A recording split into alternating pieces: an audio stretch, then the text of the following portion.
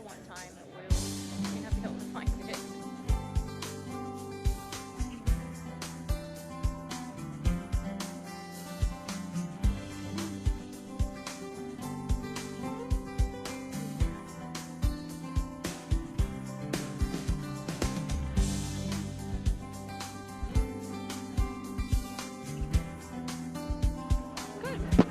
Thanks. Roll call. Melton. Pauls. Palermo. Here. Festerson. Here. Gray. Here. Harding. Mr. President. Here. Please stand for the Pledge of Allegiance and remain standing for remarks by Councilmember Pauls.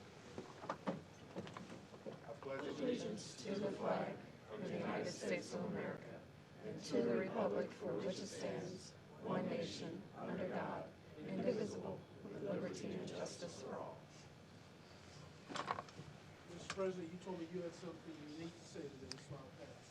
Just a reminder to everyone that this is the month to register your pets with the Humane Society. Don't forget, because if you do and you get caught, then it's one strike against you. You only get 3, and then they don't let you have a pet in the city of Omaha. So please remember to register your pets.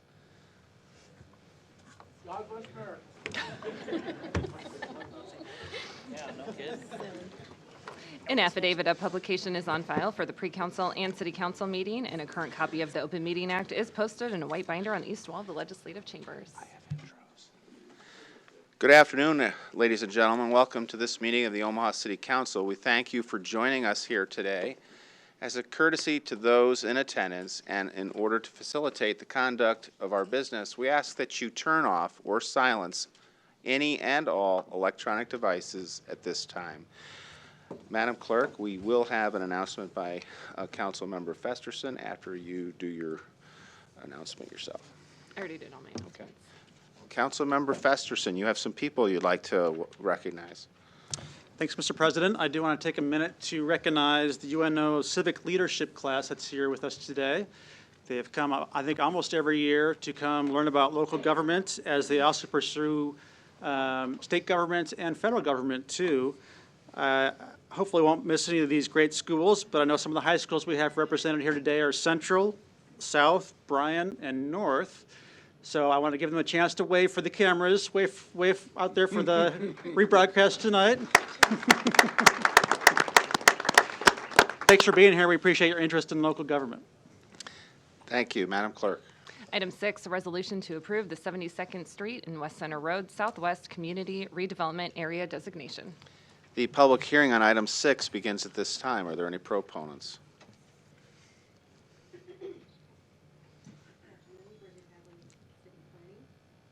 Hold on, Bridget. We need to get your mic caught up with you.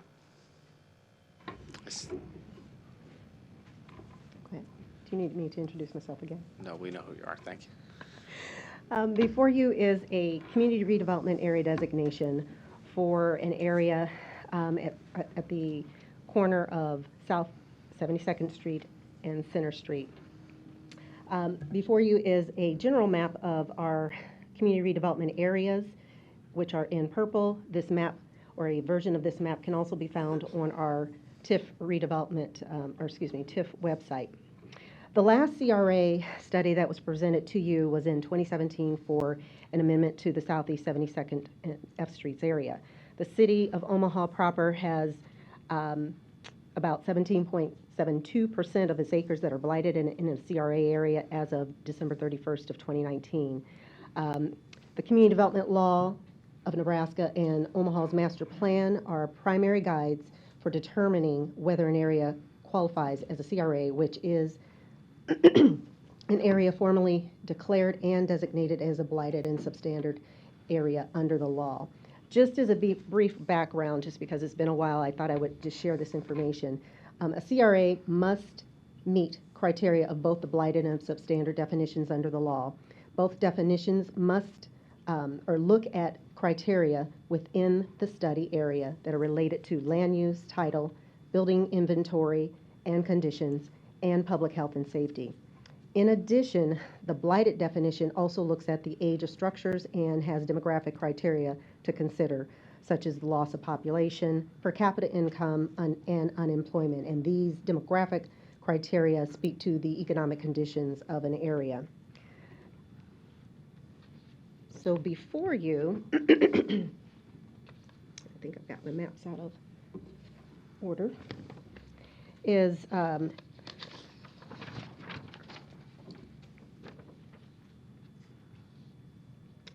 Census Tract 6902,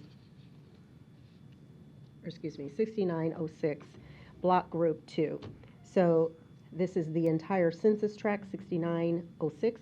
This is the block group in yellow, which is Block Group 2. And the area is bounded generally by West Center Road on the north. So let me see if I can turn this so it's right. So West Center Road on the north, Westgate Road on the west, Grover Street on the south, and South 72nd Street on the east. The general study area comprises 327 parcels and is largely residential, with only 3 non-residential parcels. St. Joan of Arc Church, a vacant hotel building, the former Quality Inn and Shark Club site, and a medical office.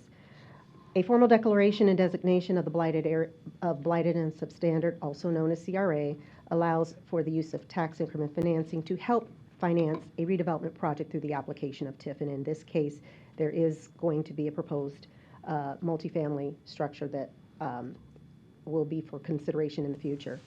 When looking at the land use, building condition, and public safety criteria of the blighted and substandard definition for the entire study area, only one parcel qualified. And you'll find this information in the write-up, which is in your in the council document. And this parcel happens to be the 4 acres, the approximate 4 acres, which you can kind of see here, but even more clearly, which I've shaded in light blue, the approximate 4 acres, which is the former Quality Inn and Shark Club site. When looking at the demographic criteria and blighted definition of the study area, 2 criteria qualified the area, and that's age of structures. All of the structures were greater than 50 years old, and the community development law requires at least 40 years, and stable or decreasing population. The building condition data, according to the Douglas County Assessor's Office, indicates strong building conditions for the entire census tract, except for the one worn-out building in the entire census tract, which again is the building that is the approximate 4 acres and at the northeast corner of the site. So again, this area here, and that's again the former Quality Inn and Shark Club site. So this is just a little closer view of the area, the 4 acres, approximate 4 acres. The characteristics observed in the overall study, when you take that into its entirety, do not appear to represent the definition of substandard set forth in the community development law. And lastly, when we consider the master plan goals and objectives, there is definite support for infill redevelopment, especially in the areas that are adjacent to where the city has supported and is supporting significant reinvestment.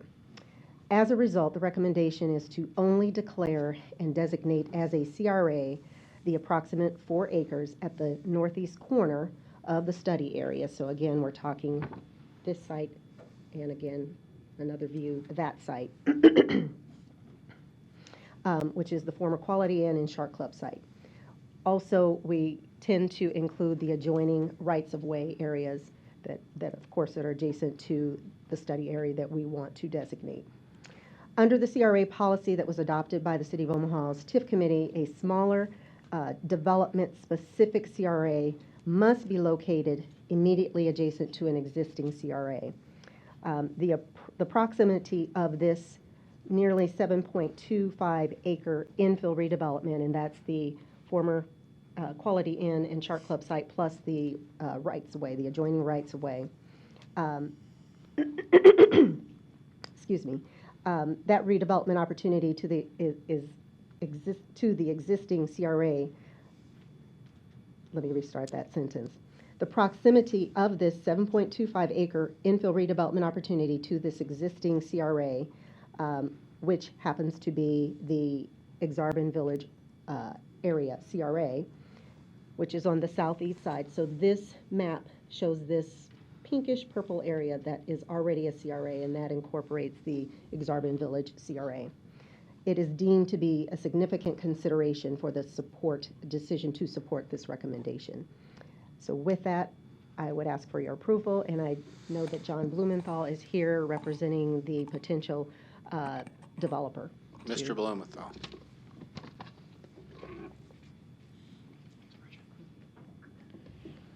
Council members, John Blumenthal, 1700 Farnham Street, Omaha, Nebraska.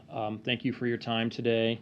As we've come to know the site, I'll referring to it for better or worse as the Shark Club site, because if you've been to the Shark Club or remember it when it was the Shark Club, it's hard to get that out of your head.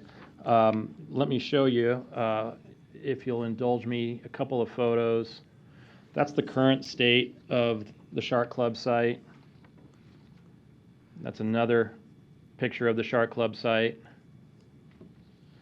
And what we'd like to do is bring it to something that looks a little bit more like the rendering on your screen now. If we go back to here, you'll see that the site is deteriorating, dilapidated, dangerous, declining in value.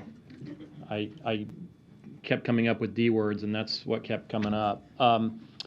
We've had neighborhood conversations with some neighbors. Full disclosure, I don't know what we'll hear today in terms of opposition, but anytime you have an apartment complex, you get some concerned neighbors. We believe that we're going to present a great project for the city, and that we'll work with the neighbors and continue to work with the neighbors. With that said, we want the council today to focus on the issue at hand, which is the CRA designation. We're very appreciative of planning's willingness to designate this site as a CRA site. We're conscientious of the fact the city would like to avoid doing smaller CRA sites, but this site's proximity to existing and adjacent CRA sites, both on the other side of 72nd Street, Exarban, and then the importance of this intersection. You've got, again, this sitting at 72nd and Center, which is really the heart of the city anymore. 72nd and Center, if you're going to throw a dart at the middle of the city, I think that's about where you'd be. And what's best for the entire city is, I think, if we get away from what we're seeing there now, and that's going to take, in all likelihood, tax increment financing, and also going to take recognizing the site as a blighted area for the community redevelopment designation. With that said, we're here today with Meridian Development, and we'll be happy to answer any questions the council has. Thank you. Are there any other proponents? Are there any opponents?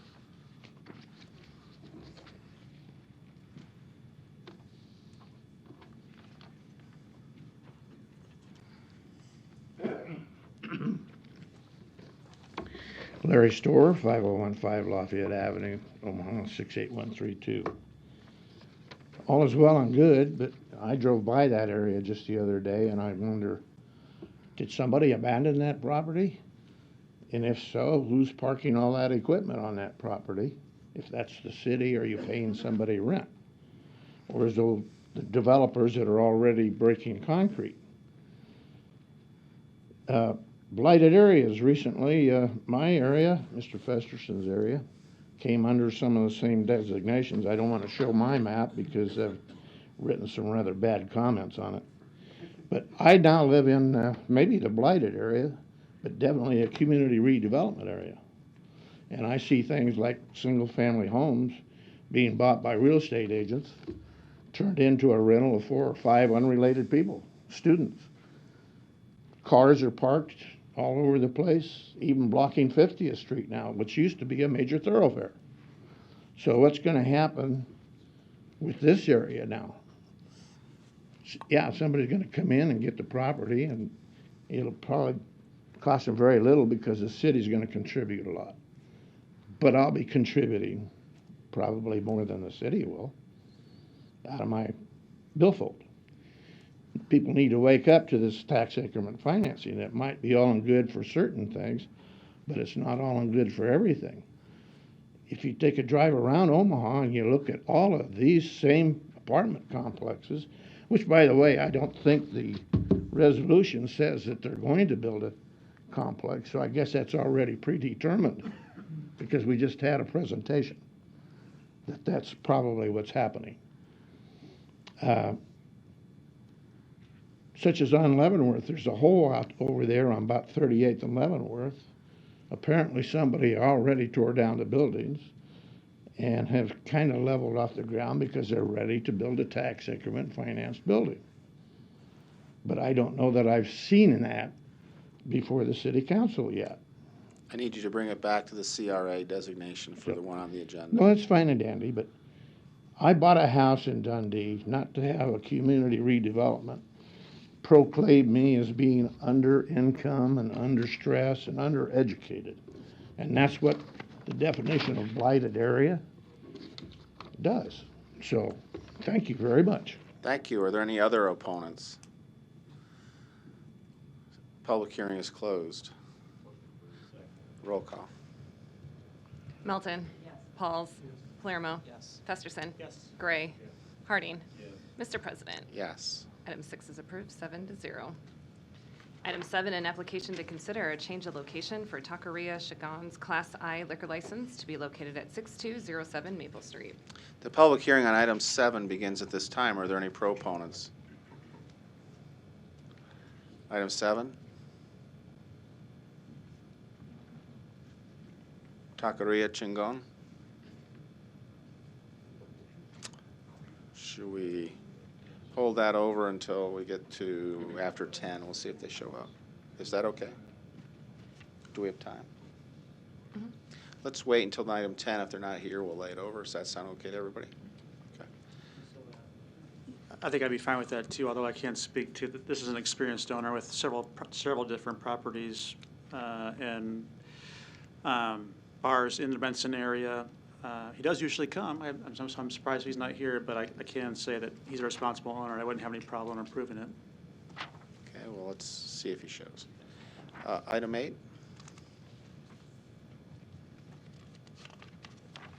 Item 8, an application to approve a special designated liquor license with conditions for the Taste of Omaha Festival at Elmwood Park, located at 802 South 60th Street, on May 29th from 5 p.m. to 11 p.m., May 30th from 11 a.m. to 11 p.m. with music until 10 p.m., and May 31st from noon to 8 p.m. The public hearing on item 8 begins at this time. Are there any proponents? Hello, Mike Mancuso with Mid-America Expositions. I reside at 3112 North 126th Street. And this would be our 23rd annual Taste of Omaha Festival. It's been held on Omaha's riverfront, currently under redevelopment. We were asked to make a new location.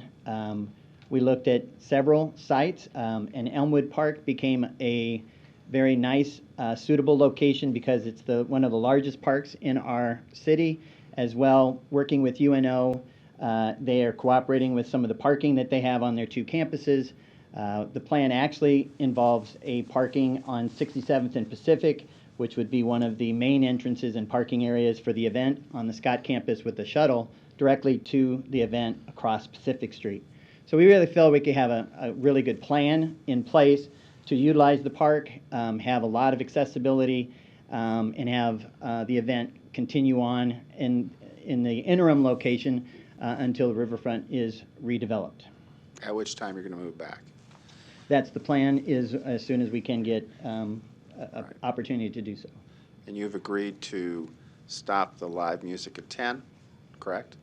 Yeah, through the Yes. process, I appreciate Councilman Jerem, and we've worked with a lot of different neighbors and working through plans, made a lot of adjustments to the festival. One is the start time on Friday is at 5 o'clock. As well, our ending time on Friday and Saturday evening will be at 11, but live music will cease at 10, and alcohol sales at 10:30, so that we'll clear the park by 11. In addition, just working with the traffic and engineering on the event and making sure that parking and all the traffic is well taken care of. Been fortunate to work with Omaha Public Police as well, Captain Sokovic with his department. So we really think that we've got a real good team of security as well as a plan similar to what we've had at the riverfront. And you've had a public meeting? You had a public meeting? Yes, we called several different meetings. One was an address to the different neighborhoods as well as advertised to come and see us. And then we had follow-up meetings with pertinent neighbors and the different association and groups. And then you went to the neighborhoods of Elmwood Park and Exarban Elmwood Park? Correct. And Memorial Dundee Park were Okay. involved with the process. Thanks. And other neighbors that were concerned and wanted to be a part of the discussion. And you're happy to answer any questions, right? Yes. Thank you. Are there any other proponents? You could just have a seat, Mr. Mancuso. Close by, if you wouldn't mind. Good afternoon, City Council members. My name's Deanna Faila, and I live at 627 South 67th Avenue, Omaha, Nebraska, 68106. I'm here today as president of Midtown Neighborhood Alliance, the 17 neighborhoods in Midtown, and I'm representing Elmwood Park, Dundee Memorial Park, and Exarban Elmwood Park as well. And we are proponents in favor of Mr. Mike Mancuso of Mid-America Expositions receiving a designated liquor license for the Taste of Omaha event slated in Elmwood in May. One reason we are supporting the issuance of the license is that Mr. Mancuso has assured residents that the sale of liquor will end at 10:30 on Friday and Saturday and at 7 p.m. on Sunday. And we feel this gives attendees enough time to leave the park by 11 when it closes. While the hosting of the event was not necessarily received with full enthusiasm at first, residents have remained open to attending the ongoing meetings suggested by Councilman Chris Jerem with Mr. Mancuso, Councilman Chris Jerem again, and Omaha Parks Director Brooke Bench. Meetings have included concerns about parking, safety, potential vandalism, signage, event noise, and more. And we trust that all parties involved recognize our concerns for hosting such a large 3-day event in a smaller neighborhood park. But we're grateful that we've reached understanding on various event changes that Mr. Mancuso has agreed to make. And we're happy that there will be a post-event stakeholders meeting to review what went well, what did not go well, and lessons learned.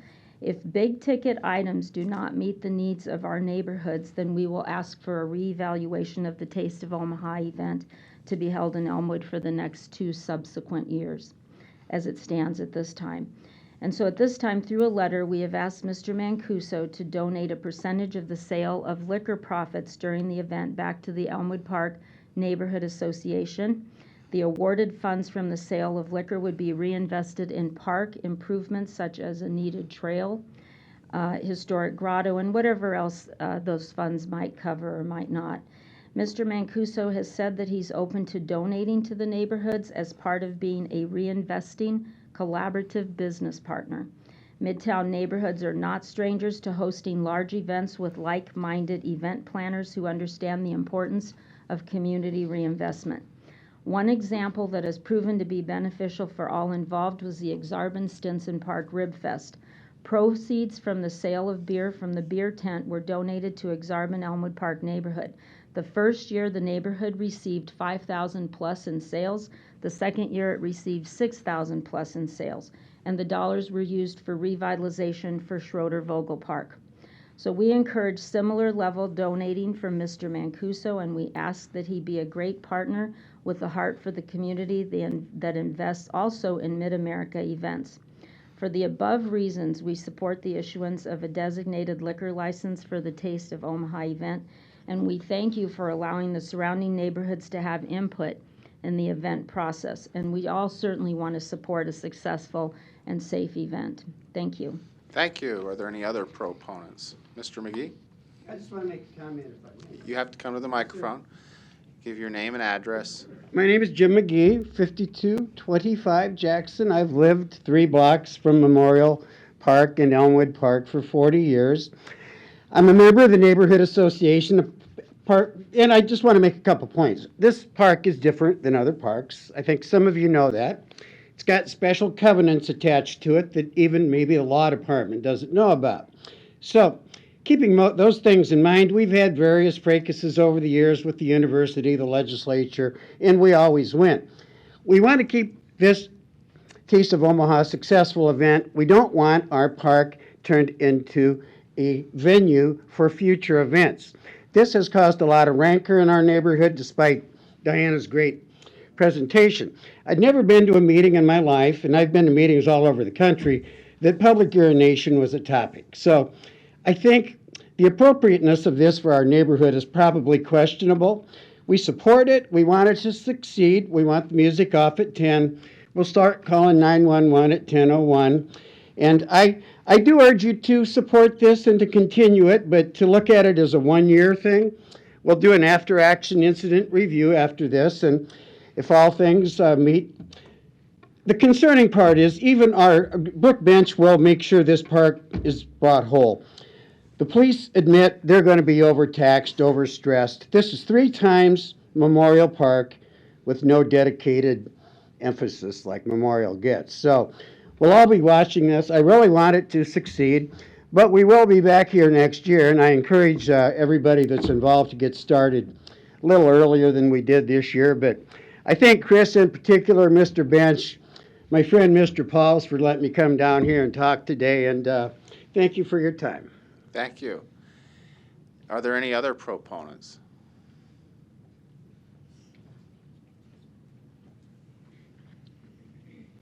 My name is Jim Murphy, 8405 Indian Hills Drive. 25 years ago, I went to the Taste of Seattle, been to the Taste of Chicago, and I thought, we have a darn good city here. Why don't we have a taste? So for many years, without pay or compensation, I've tried to encourage the Mancusos, and through thick and thin, and believe me, they've had some thin years.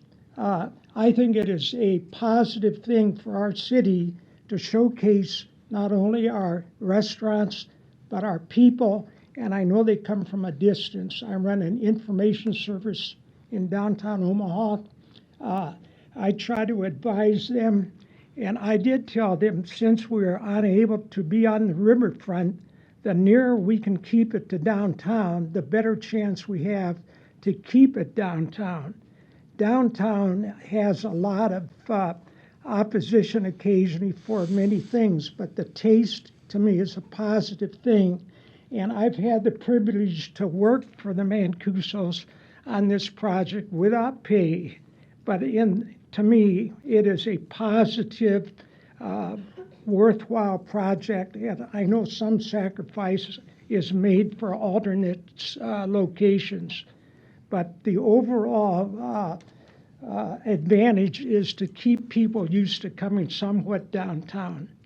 Thank you. Thank you. Are there any other proponents? Mr. Bench, Parks Director, do you want to share with the audience the Parks Department's beliefs? Sure, Brook Bench, Parks and Recreation. When we started first talking about renovating the riverfront a few years ago, we knew that we were going to have to find temporary homes for all the events that we currently have down on the riverfront with the Taste of Omaha, a lot of other walks, runs, festivals. So we've been in the process for the last couple of years trying to find temporary homes, because we know once that great $300 million renovation occurs that everybody's going to want to go back to the riverfront. But we also didn't want to lose a lot of great events that we have in our city currently. So we looked over many different venues on where we could do a lot of these events to try to keep them here in Omaha. And we felt with the plan that we have, the key to Elmwood is the parking that we would get from UNO. So having that assistance to have all of that parking, that's a lot within walking distance and a lot within shuttle distance, it made it possible for it to happen. There's a lot of parks in Omaha that would not be able to handle the Taste of Omaha just due to the fact because we don't have the parking for that. So we really wanted to try to keep these great events here in Omaha, and we know that, like I said, once the renovation's done downtown, a lot of them will go back down there, which they should, and that's been kind of our goal. Will there be some damage that's done to the turf? Yes, that happens at Memorial Park. That happens with thousands of events that we do in our park system. We will get it fixed as soon as possible. And get it up and ready and looking good as soon as the event's over. So we have a good relationship with the Mancuso family. We've been working the Taste of Omaha down in the riverfront. I personally have for about 15 years. And it's a good event. It's a good family event. And I know there was concern with the neighbors. Hopefully we've met and discussed all the things that or could potential issues. I think we've worked through a lot. I think we have a good plan, like the Memorial Day big concert that we have each year. So I think when it's all said and done, hopefully it all goes well. And like we said, we'll meet when it's over to see what we did wrong or what we could do better. And again, the goal would be to have all of these events move back down the riverfront when it's done. Thank you. Are there any opponents? The public hearing is closed. I would just add to this my thanks and appreciation for you, Mr. Bench, and attending the stakeholder meetings and meeting with interested neighbors and groups about this temporary proposal for relocating the Taste event. I'd like to thank the Public Works Department for making your people available, particularly Michael Gaughan, who manages the parking restrictions, and so and the signage to tell people informational wayfinding where you can park and where you should be parking, the signs where you should not be parking. Ken Smith, too, for working with Uber and Lyft to designate a location for pickups and drop-offs. For the stakeholders from the various neighborhoods who have been meeting on every other week basis for the past month and a half, and for the neighborhood associations in Minna for their activism and interest in this and making it the least convenient and most successful and enjoyable event possible in this venue.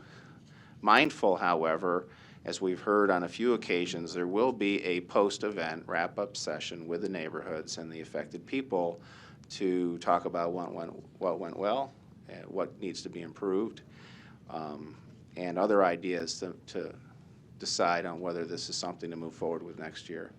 And Mr. Mancuso, I know that you are a big supporter of the neighborhoods, and that's why you agreed to do that, and your family. And I would encourage you to live up to the commitment that you've made at the original meeting going forward, that you want to give something back, and that you'll find a way to do that that'll improve the park and work with the neighborhoods in a collaborative manner to do that. So I can't make a motion because I'm presiding over the meeting, but if there's no further lights, and that's subject to the conditions. Same with the second. Roll call. Melton. Pauls. Palermo. Festerson. Gray. Harding. Mr. President. Yes. Item 8 is approved, 7-0. Item 9, a resolution to require All Nations Grocery, Liquor, and Tobacco located at 715 South 24th Street to submit a formal application before its Class D retail liquor license is renewed for the 2020-2021 licensing year. The public hearing on item 9 begins at this time. Are there any proponents?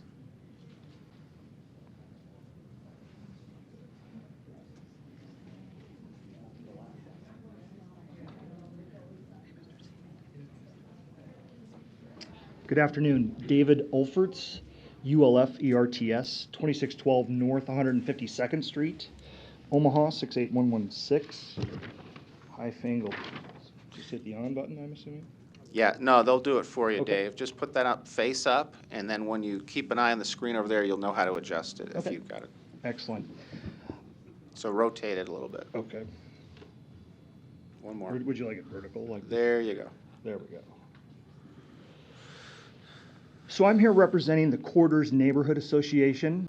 I'm on their board, and this establishment is on the corner of 24th and Leavenworth. And through our neighborhood association, we've had a series of meetings, series of discussions with our members, and ultimately we have had identified a problem of single high alcohol content beer sales and those little liquor shooters. So it is a problem, and we're looking for solutions. We reached out to the Alcohol Coalition group, or I forget their actual name. They helped us through this process, and through this process I directly reached out to All Nations ownership, and I have to tell you, I was coming here in opposition, but I am here as a proponent with reservations. Well, a proponent would be someone who's asking us to vote to require the licensee to file a long form. An opponent would be someone who says, no, this business should not have to file a new long form. Oh, then I should wait till, because I'm going to be supportive of their recent action, so I should sit down and not. Well, I just think it better just finish up Okay, what you I'll have to finish up. say, and we'll So- figure out how to classify you later. Yeah, that's fair enough. Welcome to my life right there. Classify it later. At the end of the day, long story short, Mr. Z and his co-owner have really stepped up to the plate, in my opinion.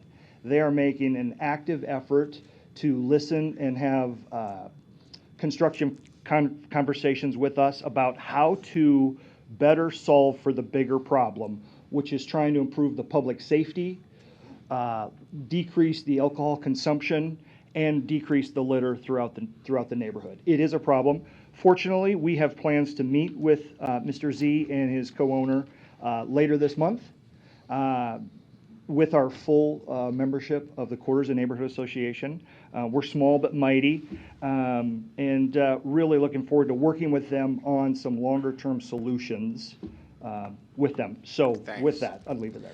Did they join your neighborhood association yet? In process. All right, great. Thank you. Are there any other proponents? Mr. Swan.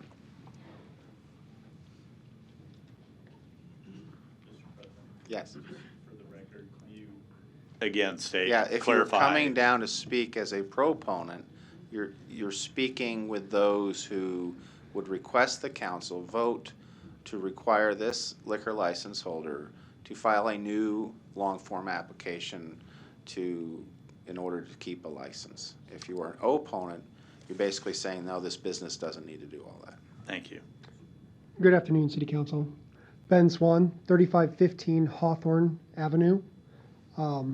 This neighborhood that All Nations Liquor is a part of is my economic heart, and it is where my wife and I engage in all of our business.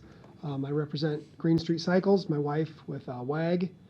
We have 4 other retail and professional services tenants in the area: Lone Tree Animal Care Center, Felius Cat Cafe, Grace Training and Fitness, and Mug Life Coffee. And we've watched that neighborhood, the Quarters neighborhood, improve substantially over the last 7 years that we've been a part of that neighborhood. And it's been a wonderful thing to watch that neighborhood grow, as diverse as it is in so many ways. That said, both of my properties, one is about 1.5 blocks, 2 blocks from All Nations, the other one's around 4 or 5 blocks. You know, I'll pick up high alcohol, single can malt liquor, empties, shooter empties, in both of my properties. I've got other properties in other parts of town that I don't have that problem with, and we will watch with our security cameras people walking from the south. I'll drive past 24th and Leavenworth and see that that structure is a source of loitering, drunk driving, nuisance, and I'm really thankful that they have been willing to work with Dave and are engaging the neighborhood. But I think that their impact on the community needs supervision, and their impact on the community and the adjacent businesses and the commercial growth and development of that area needs monitoring. And so if I had to weigh in, I'd say I'm a proponent of the long form. And I appreciate your time. Thanks, Mr. Swan. Are there any other proponents?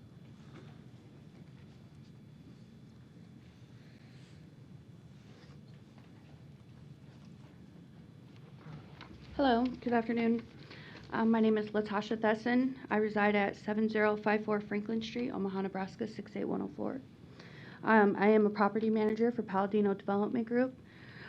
And we own property next to and across the street from All Nations Grocery Store, be the El Calucci, Marisco's El Calucci restaurant, and then, which is across the street. And then right next door, we would have Salmex and various other commercial residents, tenants there. We did come in opposition, but we're asking for the long form. Our reasons are we have Palladino staff as well as our tenants and commercial residents there or commercial tenants, I should say, witness on an everyday basis. Intoxicated individuals who are already intoxicated will enter the All Nations grocery store and walk out with high alcohol content containers and single cell liquor shooters.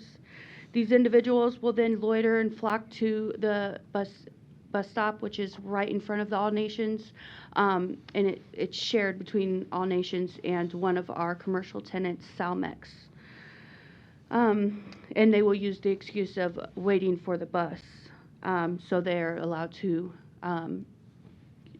stand there all day if they want to. While they continue to be intoxicated, there will be many of them will urinate right there in the alley on our building, pass out. Illegal gambling goes on in that back alley as well. It's very disruptive to our commercial tenants as well as our residential tenants. We've had many on both sides move out of our building, and that causes a damper into our business as well. I did bring some pictures with me. I don't have many, I just have a few. Just put them face up on the.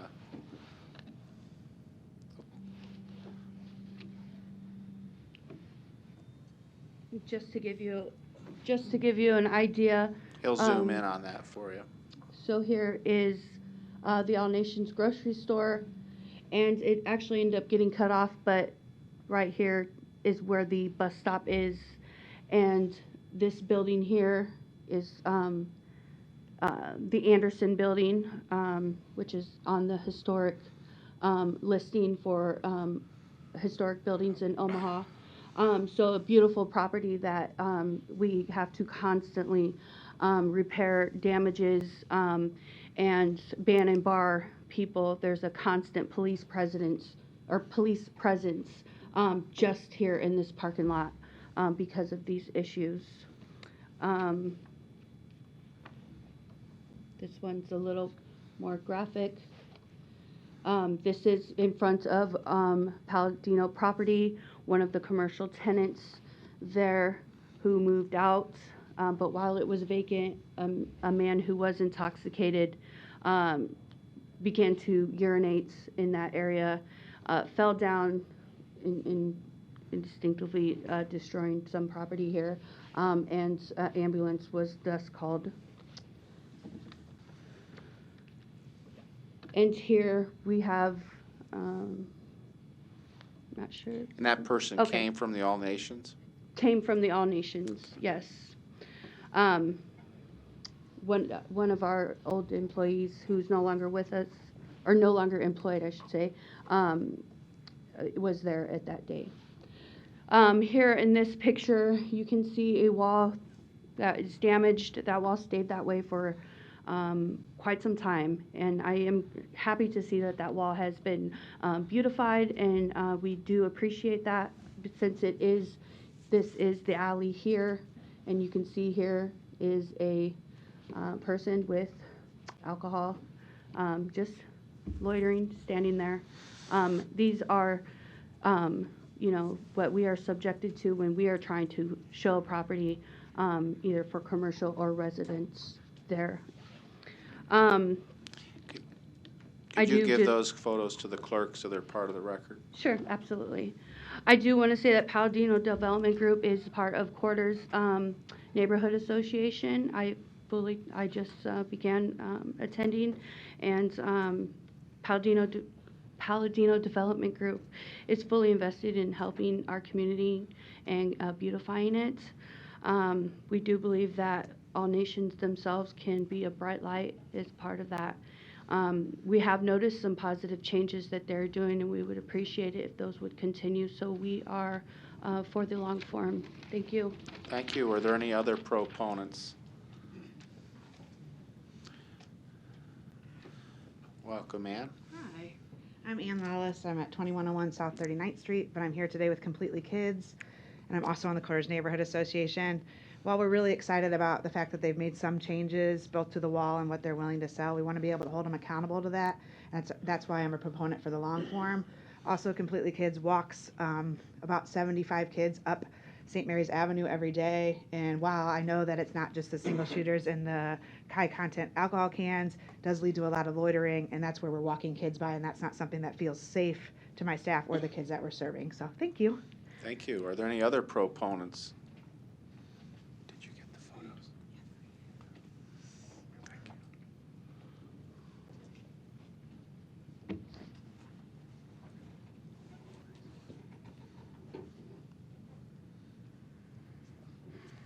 Keep one for yourself. David Carrig, 2243 Jones Street.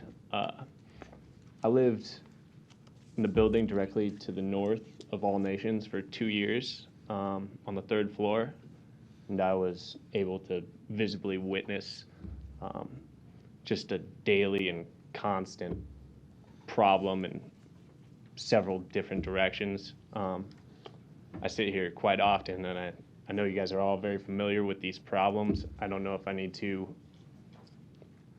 expand really on that, but there's a big problem that we have here at 24th and Leavenworth, and it's recognized throughout the city. So, And this photo packet is your documentary evidence that you wish made a part of the record. that's correct. It will be. These are my personal observations. I feel like a lot of them are not appropriate to put on the screen. I would agree with that. Thank you for You're welcome. your sensitivity to that and for sharing these concerns. They document many of the issues that our previous speaker had. Is there anything in addition to that that you'd like to add, or by adding this packet and echoing her sentiments, that is what you wish to say? It's all pretty clear. I mean, the majority of the problem seems to be related to alcohol. There's constant open container. There's constant public intoxication, and there's a ton of problems across the board relating to that. Living there, it would not be a rare occurrence for me to call the police 911 2-3 times a day.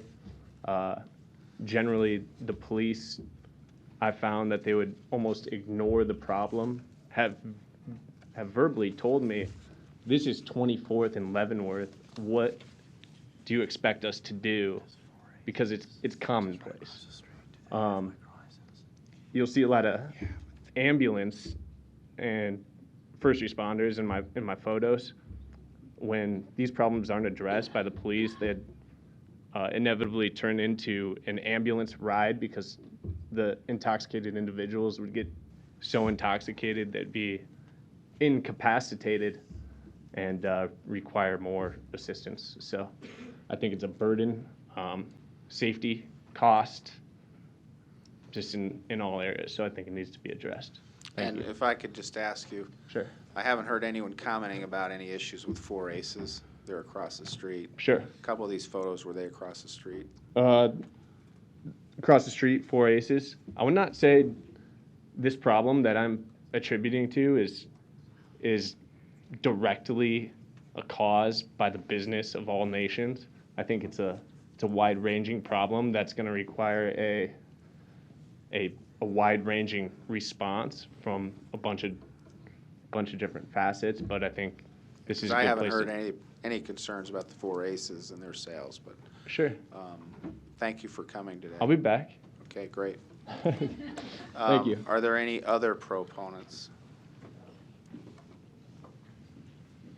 Adam Watson, 2125 South 114th Street.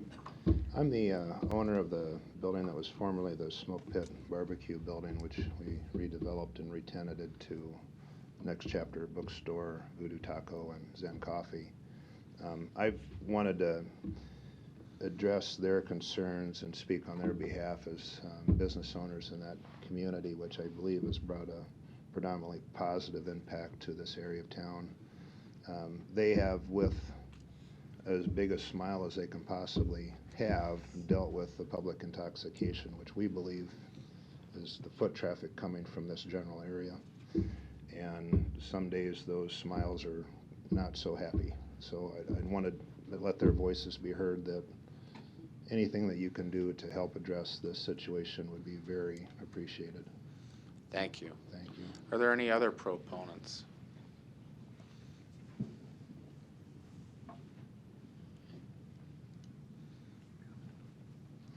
Danielle Smith, 3301 Dewey Avenue. I have worked a block and away from All Nations since August 2018. These are some of the things that I have experienced and witnessed in the vicinity of this establishment during the last year and a half. I've seen a number of people openly drinking on the corner. I've called 911 because there was a person passed out by the dumpsters in the alley next to the store. I have seen people engaged in verbal and physical altercations even when I was arriving at work at 8 in the morning. I have seen a man pick up a 2x4 and attempt to beat another man with it while he was getting into his car. As a young professional woman working in the area, I unfortunately have personal knowledge of the negative impact of the liquor store as well. I have been sexually harassed while standing at the bus stop that is only several hundred feet from All Nations. One afternoon, I was joined at the bus stop by a construction worker who had presumably just finished his shift. He was carrying an open bottle of Fireball whiskey. Right in front of All Nations, he was already intoxicated and was harassing me while I was trying to commute home. And this incident was just the beginning.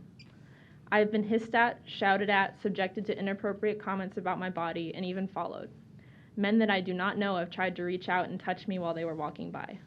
I have experienced attempted solicitation for prostitution while waiting for the bus in broad daylight. The harassment that I have been subjected to around All Nations was so severe that I had to either be accompanied to the bus stop by a male coworker or hide out inside of a nearby coffee shop, running down the street to catch the bus when it arrived.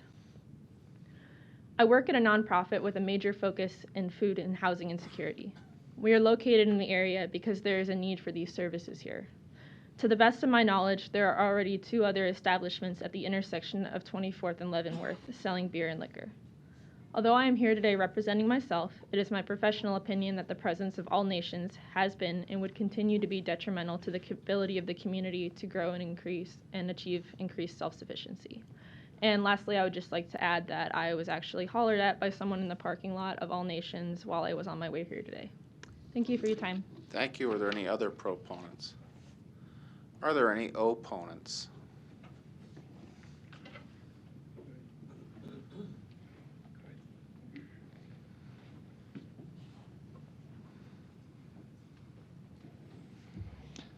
I'm Attorney Perry Persh.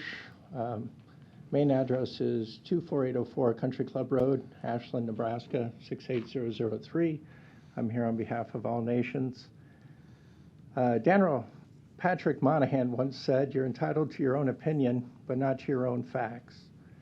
I have been working with All Nations for some time now, and they have attempted to address some of the concerns that have been brought to them by the neighborhood association.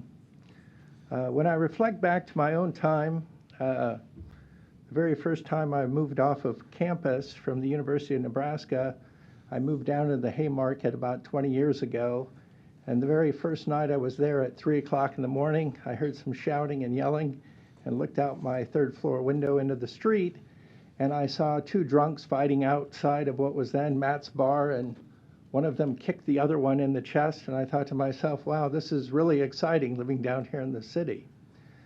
You've had a lot of people testify today about the problems of alcoholism in this part of town, and I don't disagree with that whatsoever.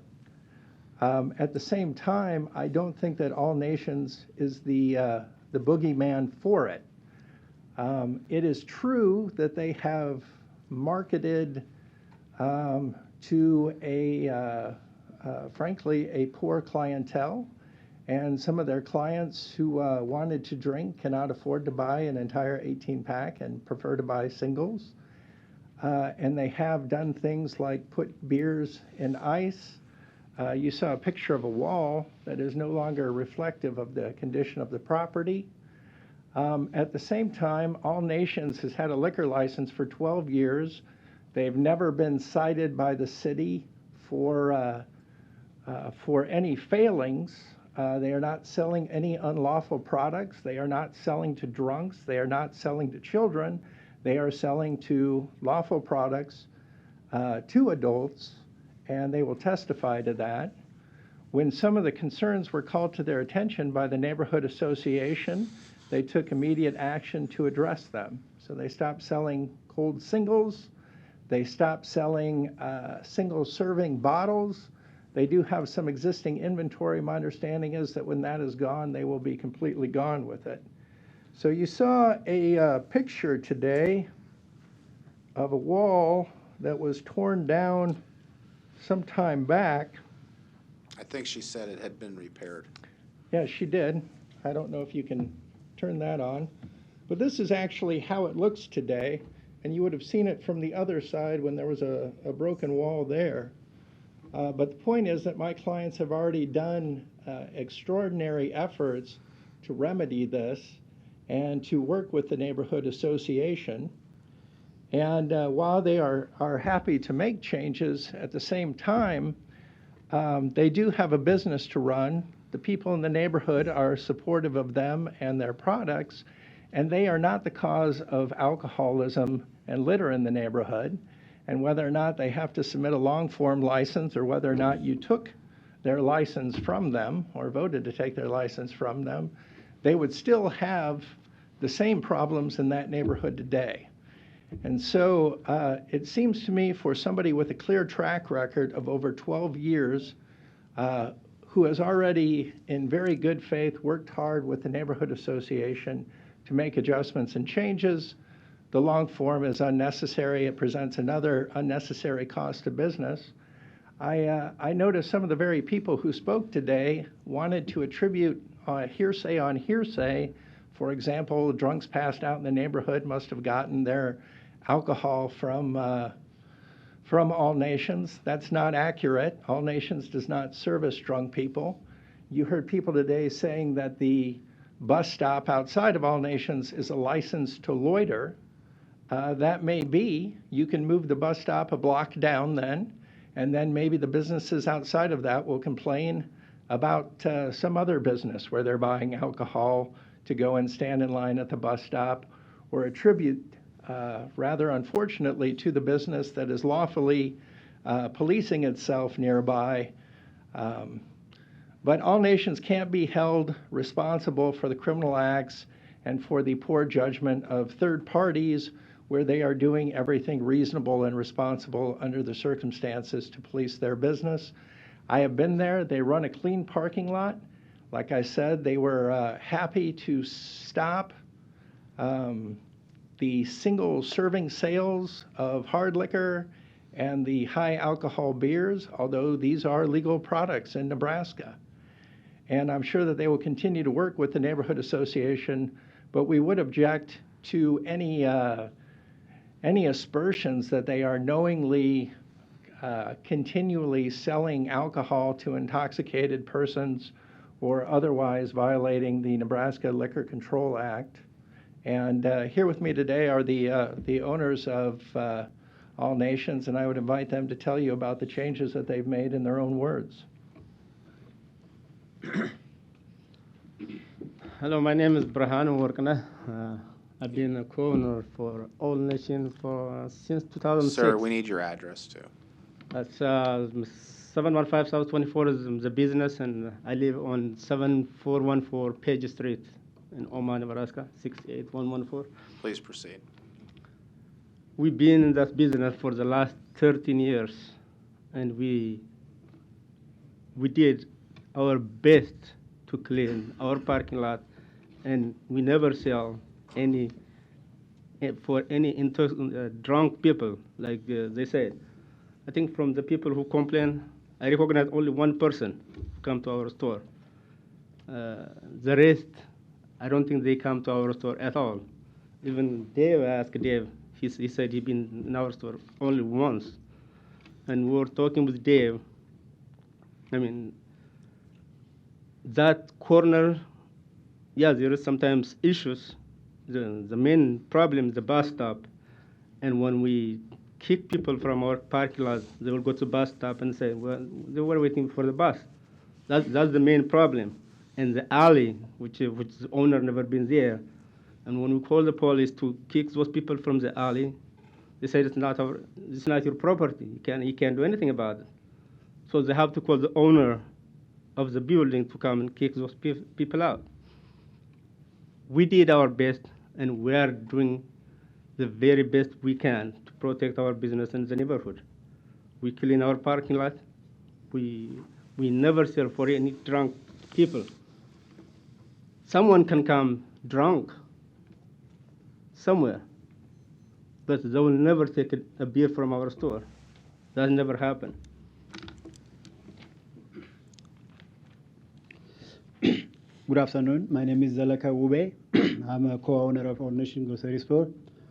I live 1140 South 93rd Avenue, Omaha, Nebraska, 68124. The business located 715 South 24th Street. We've been in this business the past 12 years.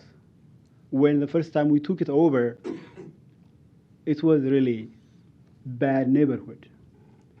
I'm sure those of who live in Nebraska, Omaha area, know how the neighborhood was. When we took it over, the police officers usually there, to help us or towards the neighborhood. As days progress, we made good improvement. We worked with Park East Neighborhood Association before it's changed to quarters now. Every time we see changes, we welcome changes. We work with the neighborhood. We work with local businesses. We exchange information. Something goes wrong, we exchange information. We work together. It's a teamwork. And every year things were improving. I really don't know exactly what happened January 2020. Those people who complain, I recognize almost nobody. Nobody. If they had addressed it to us, if they had brought it to our attention, we could have worked together. We would have been here today. It's a teamwork. The safety of the neighborhood, we care. The neighborhood, the residents, the locals, the people, their safety is our safety. Their problem is our problem. The customers, they are the source of our income. They are our livelihood. Why they haven't addressed it to us? I really wanted to know exactly what happened January 2020. David wrote us a letter about the situation. I called him, made an appointment, met him. We discussed.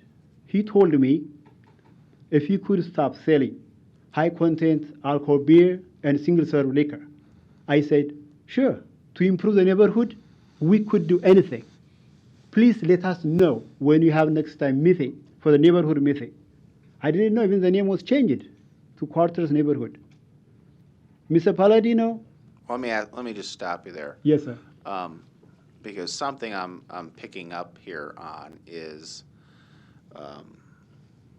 in the words of a famous rock and roll band, there's been a communication breakdown. Okay. You have said you're open and willing to meet with the neighborhood. Your partner has said the same thing. Your lawyer has said the same thing. Mr. Olferts has said the same thing. The neighbors from the Quarters neighborhood have said they would invite you to participate and to dialogue with them, to communicate with them. It seems to me what we should consider doing is laying this over until April 7th to allow you all to meet, to air your concerns as to what's going on, what can be done and ideas to address those concerns, whether agreements can be reached, reduced to writing, and then brought back to us before we decide whether to make you go through this long-form process. The clerk advises me that if we bring you back April 7th, that would allow you have a full month to get together with the neighborhood and with Mr. Wiesen to sort of hear each other out, to talk, and then come back. Because I think having a dialogue with your neighbors and the neighborhood association is what needs to be the first step here, so that you all know where you're coming from and whether there's things that you would agree to that can be done to address this. Yes. I would strongly suggest that the items that you've said that you would do, like discontinue the sale of the singles, and I think you said you had some inventory that you were hopeful to have sold by then, that in the interim, in this month's time, that you can demonstrate all those things that we've been talking about and what you've kind of agreed to already in your conversations with Mr. Olferts and others, to demonstrate that through that period of time as well. I think that would be extremely helpful as we consider that if it in fact comes back to us on April 7th. You have to give us your name again, so the recording, when it gets transcribed, we know who's speaking. Certainly. Perry Pershoner, Council of All Nations. Again, we actually discussed the notion of tabling this as well, and I don't think we'd object to that. For the record, I would like to note, though, that there are some people who testified today who have conflicts of interest. Paladinos, for example, who appear to have also served as notaries on the complaint, who own the property next door, actually put tremendous pressure on my clients to sell to them for parking, in which they refused, and obviously the denial of a liquor license. Let me interrupt you. This is something that all needs to be aired out at this meeting. You know, you take umbrage that they're serving as notary. That can all be aired out there. But I think it really will form the basis of a constructive dialogue at its core. And we're gonna have to complete the public hearing first, because we have to allow others who've come here today to testify. But I want you to sit down for a minute, think about that. We're going to continue the public hearing, and then we'll bring you back up when we close the public hearing. Thank you. Are there any other opponents who wish to be heard?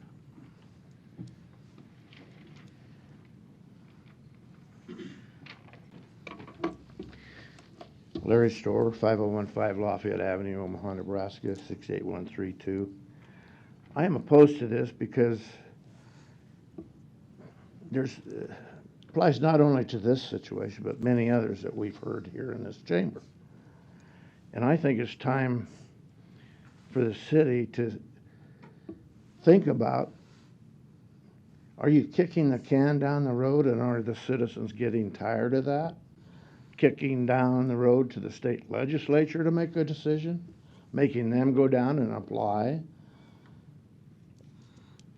The business is not located down there by the state legislative building. It's located here in Omaha. And we think this body should be dealing with this, not kicking the can or the bottle, as it were, down the road to Lincoln. These are Omahans that are misbehaving, and you're putting the onus on the owners of businesses here. I don't like some of the behaviors any more than you do.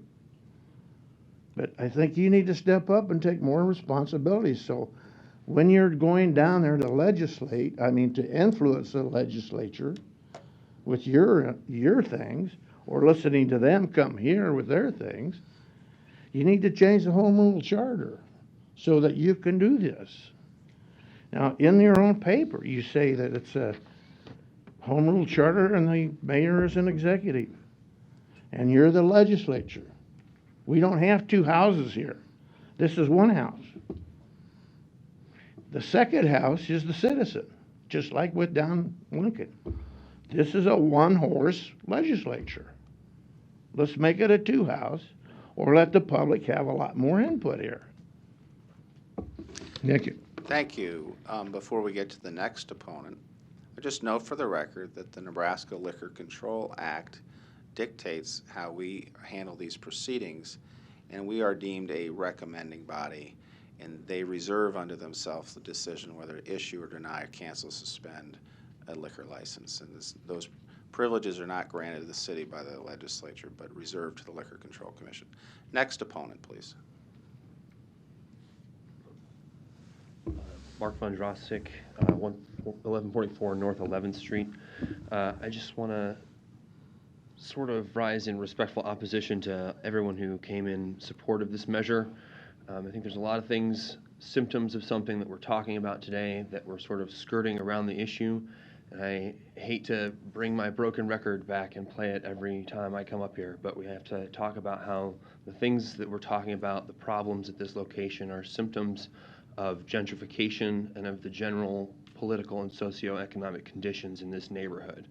I think anyone would be hard-pressed to find evidence that there are reasonable things we can do, like stop the sale of single things like that. But I think even if we removed the whole entire liquor store from the neighborhood, we're still going to have drug deals happening on the corner and people having problems being harassed on the corner as well. I've seen drug deals happen on the corner myself, riding my bicycle through that intersection. I understand. I've seen everything that was listed as a problem today at that intersection myself. But forcing a minority-owned business to go and refile an extra long form is not the solution to these problems. And I'm concerned that we're ignoring this problem to our own peril. And I would respectfully, strongly oppose the words of other proponents, especially of the white-owned business owners and the white-led neighborhood associations, for not taking a deeper dive into these problems and their sources. I would like to especially speak to the Palladino Development Corporation. My work as a housing activist in this city has led me to interact with many of Palladino's tenants. And if you are an educated person on the subject of the housing struggle in this country right now, you understand the situation for those on the bottom rung of society and how hard it is for them to live every single day. Dave Palladino's company, I have said before this council before, is a profiteering company and purposefully overcharges and abuses their tenants on a regular basis. That's the bottom rung of gentrification. The top rung of gentrification is large-scale developers. Yes. Relevance has been called into question. In the opinion of the chair, the question is correct. Please bring your comments more specifically back to your opposition. Okay. The requiring this business to do this is not going to solve the social problems. I've already said that.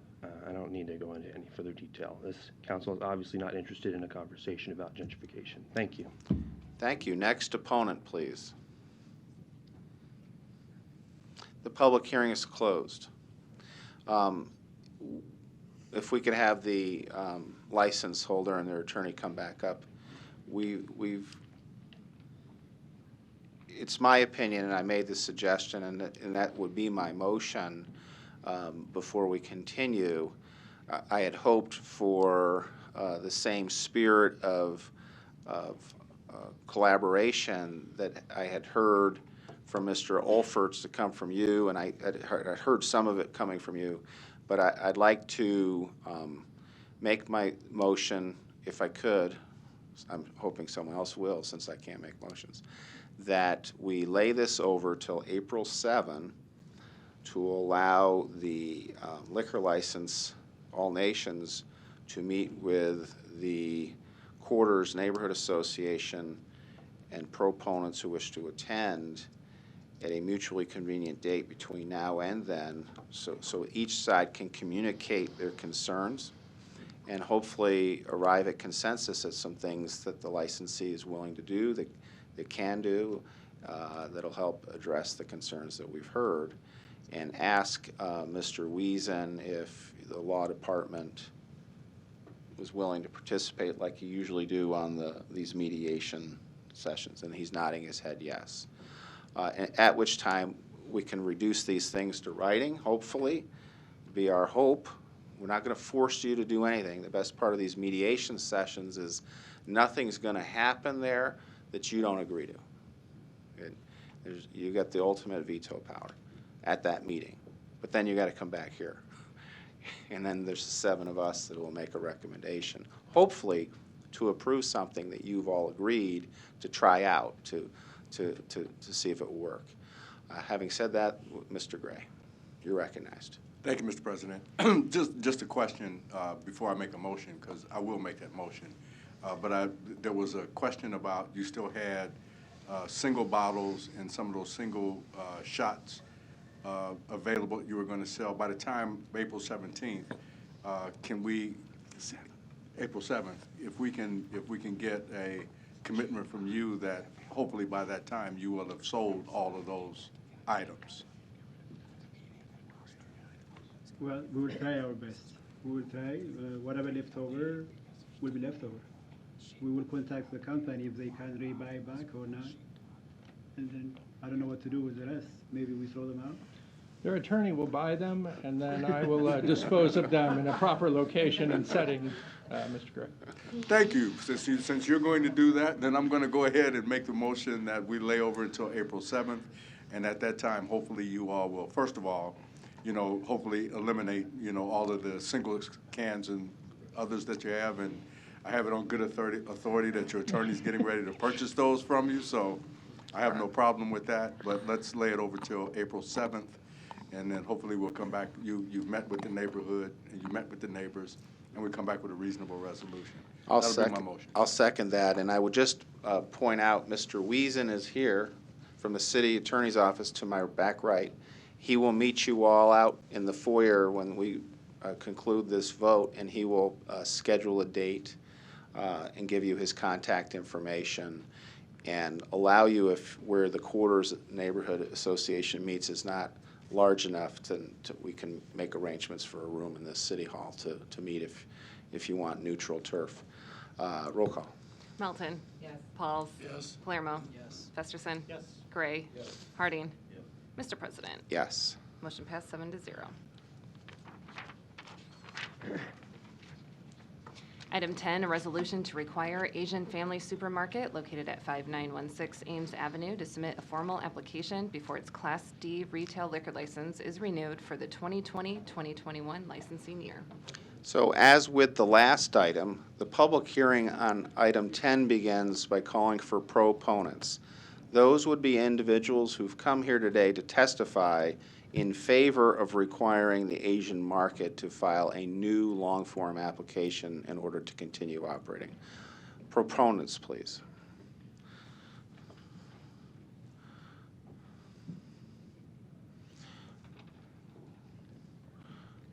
Good afternoon, Reverend Portia Cavett, Pastor Clare Memorial United Methodist Church, 5544 Ames Avenue.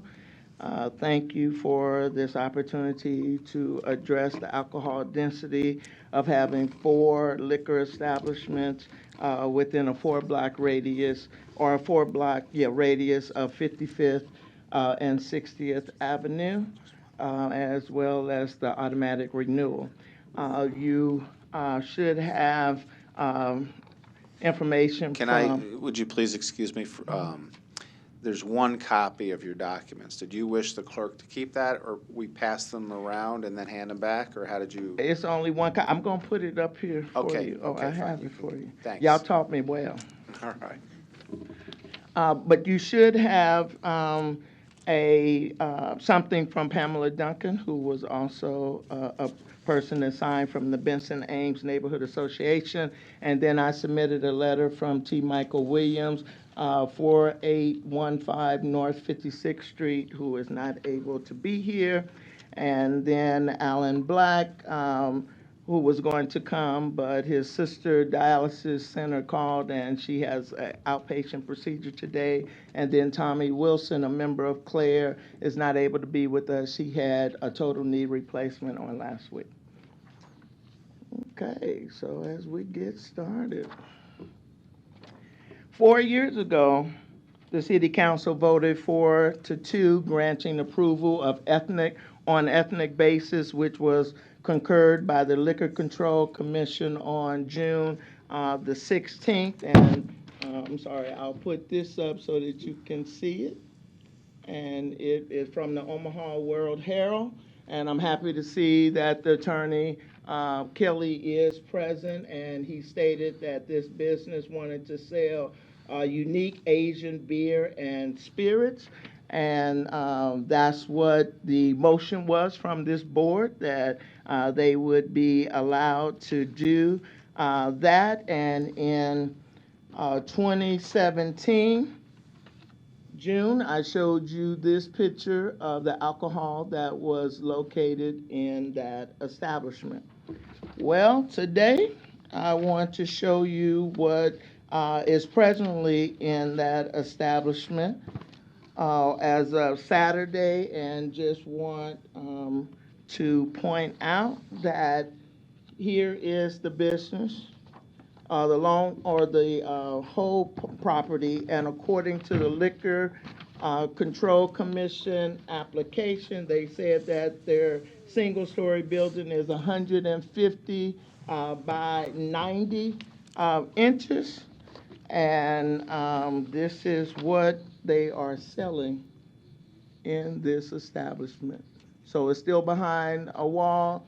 All of that wine, all of this hard liquor, and it goes on around. It's about 3-4 rows, and you still don't see any sake, no ethnic alcohol.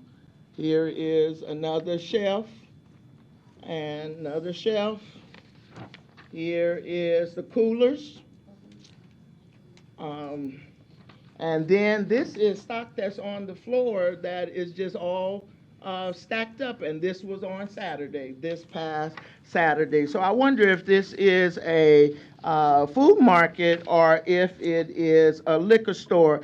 In that document that I sent, I also gave you the Nebraska Liquor Control Commission corporate license for the Sugar Hill, which their square footage is 30 by 54, and they are considered as a liquor store, and this is Sugar Hill, and this is the wall. I'm taking you through the store. I invite you at any time that you would like to come and visit this neighborhood and go on a tour. I will be more than happy to share and to give you the directions. So I'm taking you on a panoramic view of this establishment. That's a liquor store.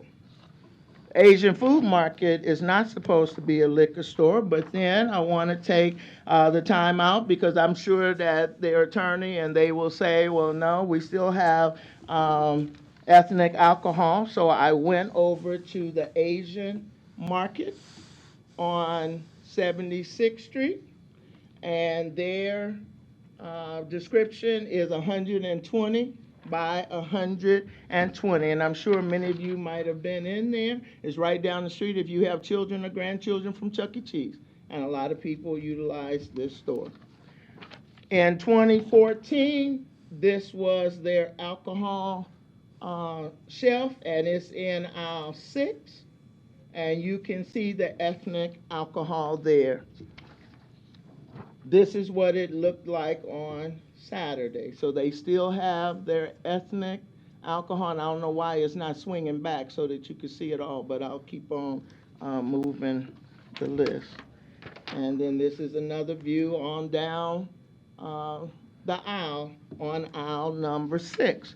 This store is extremely large, as you can see. I wanted to make sure that you would know that they have about 14 aisles in this store. So this is an Asian market that is utilizing its liquor license on the same pretense that they would sell ethnic alcohol. And so if this store is selling ethnic alcohol or American alcohol, is it a liquor store or is it an Asian family food market? I believe the establishment acquired their liquor license on false pretense and has failed to distribute alcohol responsibly with 2 violations of selling to a minor on April the 1st, 2017 and March the 2nd, 2019. There has been increased traffic, even foot traffic along Ames Avenue with panhandlers. The neighborhood is going backwards instead of forward. You heard all the other things that are happening in other neighborhoods regarding alcohol, and we know that this is a very dense area. As I stated earlier, here is the location and the 4 establishment of selling alcohol in a condensed area. So 4 blocks, 4 liquor establishments. And this is the other sheet that I gave you. Between 0.1 mile and 0.3 miles, we have 3 establishments. And so you have that there, and I have the other pictures of those establishments. But want to say that Clare Memorial United Methodist Church is doing everything possible to ensure healthy food options and family-oriented activities are available.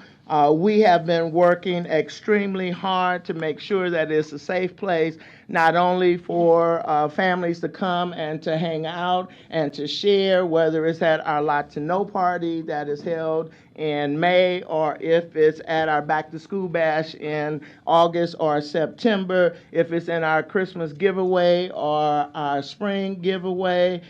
We even, along with the gang unit of the police department, put up a basketball hoop on our parking lot so that young people would have the opportunity to play.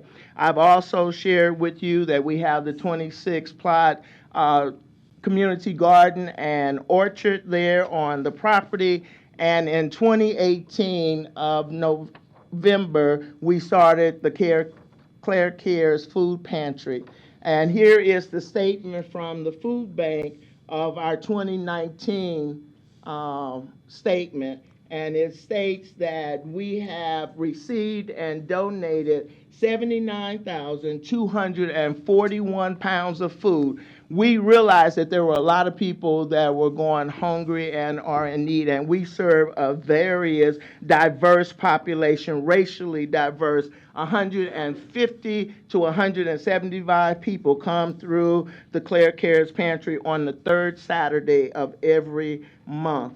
And so just wanted to show that we're doing our part. We have also partnered with the Hartman Avenue Neighborhood Association, HANA, the North Omaha Area Health, NOAA Clinic, the University of Nebraska Med Center Office for Reducing Health Disparities, that's up at the Omaha Home for the Boys, Creighton University REACH program through their Health Science, Multicultural, and Community Affairs unit. We have done everything that we can to help this neighborhood, and we are asking that you would require this long form because it was given on false pretenses. I told you that before, went up to the Liquor Control Commission, shared that likewise with them. Now I have shown you what is being sold in that store, so I oppose and urge you to vote no against the automatic renewal that was obtained on the false pretenses, take into effect that they have sold to minors for 2 violations. We already have the NP Mart that sold to a minor 3 violations, and the Liquor Control Commission slapped them on the wrist with half of the fine. They only got 6 days closure and $2,000 fine, and those closure will be on March the 30th through April the 4th. And believe me, the community will be there to let people driving up and down the street know that this establishment is not adhering to the rules, and we will do the same if the Asian food market continues to have its liquor license. So please, we ask that you would require them to fill out the long form and to tell the truth this time of what they are wanting to sell and why they want to sell.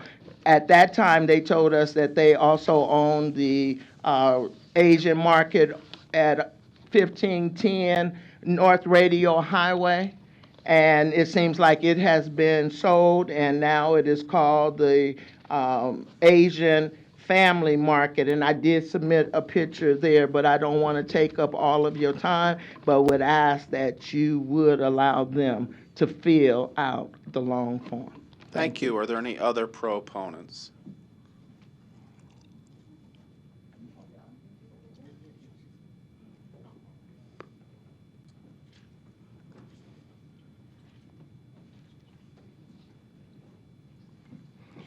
Brian Page, pastor of the Pleasant Green Baptist Church at 5555 Larimore Avenue, coming to ask the council to consider this particular business to fill out the long form for several reasons. Just got notified here about a week ago of the situation. Our church is less than a half a mile away from this particular establishment, and I want to make this clear. I'm not against economic development.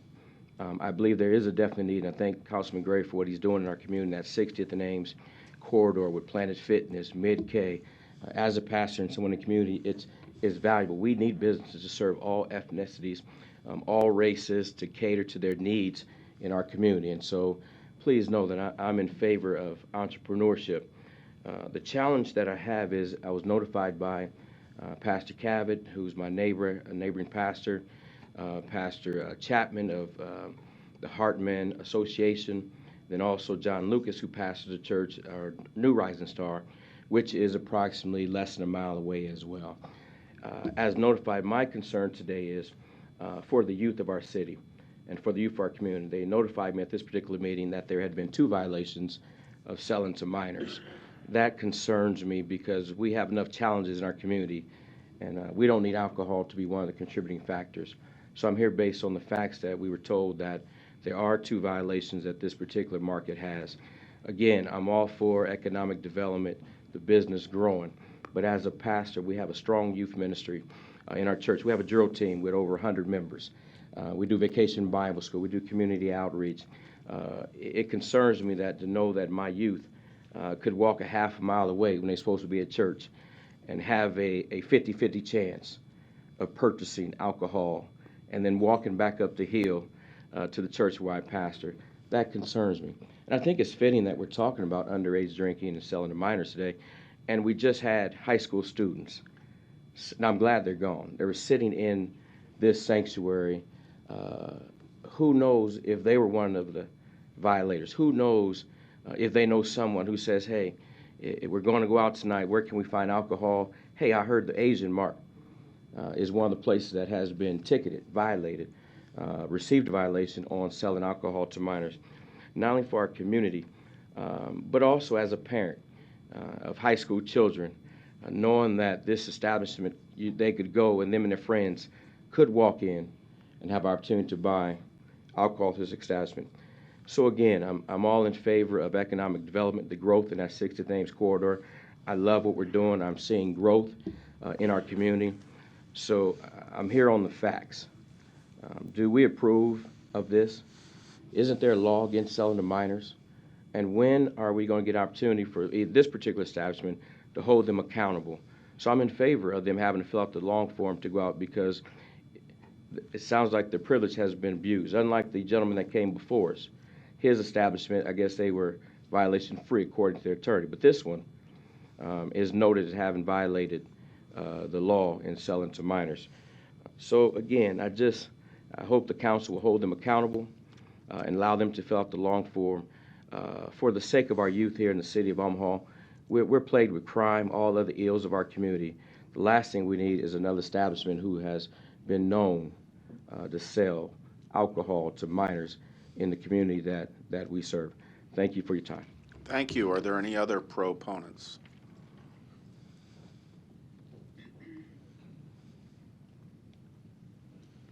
Good afternoon. My name is Carolyn T. Williamson. My address is 6945 Florence Boulevard, Omaha, Nebraska 68112. I work with youth, and I live in the North Omaha area, and I'm very active at Clare Memorial Church as well as my own church, and it offends me. Can I put this here? I think? Yeah, they'll turn it on for you. Okay. To think that going to Clare Memorial Church for some issues, I hope that you can see that that's Clare's. They sit up on a hill, that's part of their grass, and there's just a drunken man laid out there.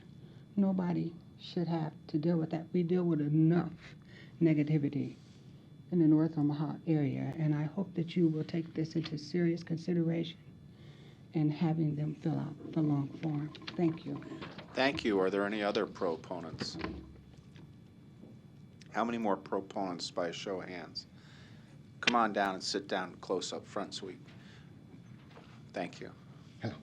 John Lucas, pastor of New Rising Star, located on 6118 Ames Avenue. I want to echo the sentiments of everyone that spoke, specifically Pastor Brian Page. I went to the store on Saturday, and when you go, it almost looks like two stores within one store. So there is the market that caters to various ethnicities, very well kept, but then also in a small corner of the store is a ton of alcohol, and it's all kind of pushed against the corner. And there's only one aisle to get in, and there's only one aisle to get out. So people literally had to go kind of past and bypassed each other just to be able to get into this particular location where the alcohol was at. And then behind the glass was an individual that was literally taking payment. I did see a ton of alcohol. None that I saw was ethnic in nature.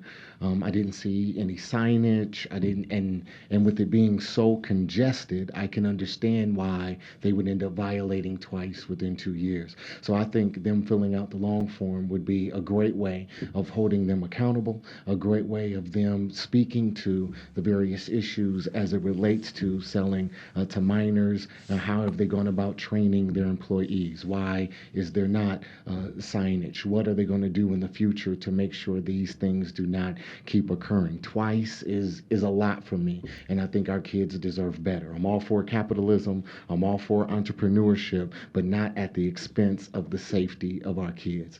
And I really don't want to have to deal with an issue where a kid goes into their store, purchases something, gets drunk, and then ends up killing themselves or somebody else. I really don't like the way that things are set up in the store. I think they can do a way better job with that, and I think they need to do a better job of speaking to how they're going to make sure this doesn't happen again. Thank you. Next proponent, please. Good afternoon, Council. My name is Jonathan Chapman, 5507 Jane Street.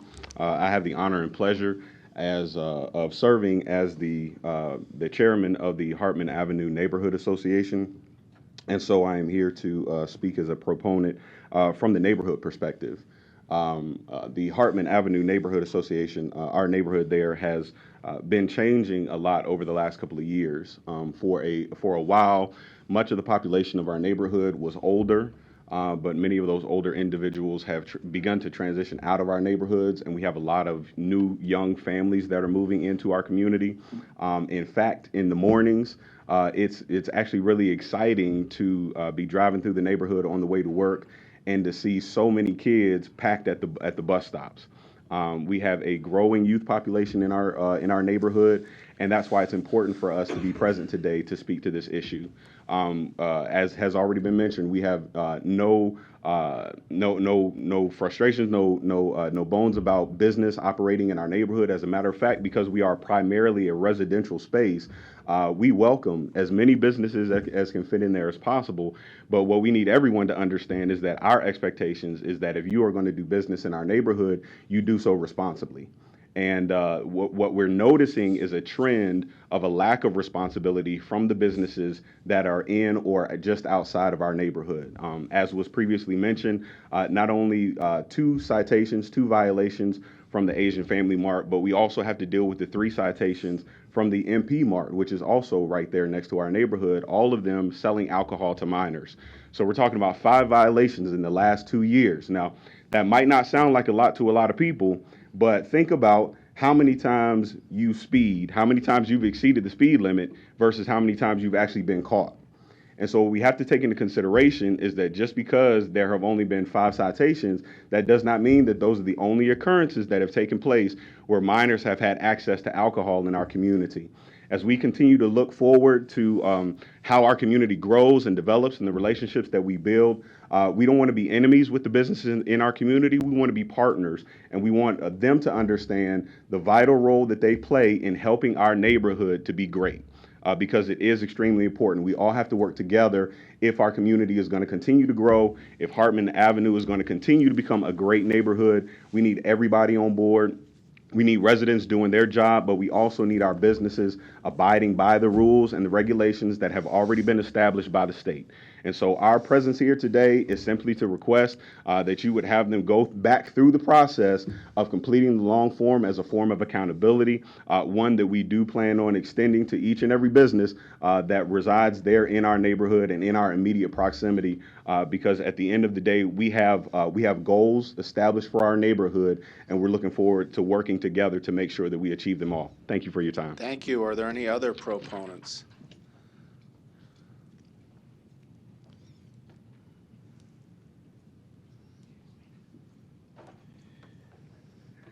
Dr. Cedric L. Perkins, pastor of Pilgrim Baptist Church, 2501 Hamilton Street in District of Councilman Ben Gray, District 2. And Mr. President, I just come to echo sentiments. I stand with these pastors and other community leaders concerning what has been asked, and request of each of you to support what they're asking, because Councilman Gray has been working so hard to make these improvements in his district, and we wouldn't want his labor to be in vain. Thank you. Thank you. Are there any other proponents? Are there any opponents?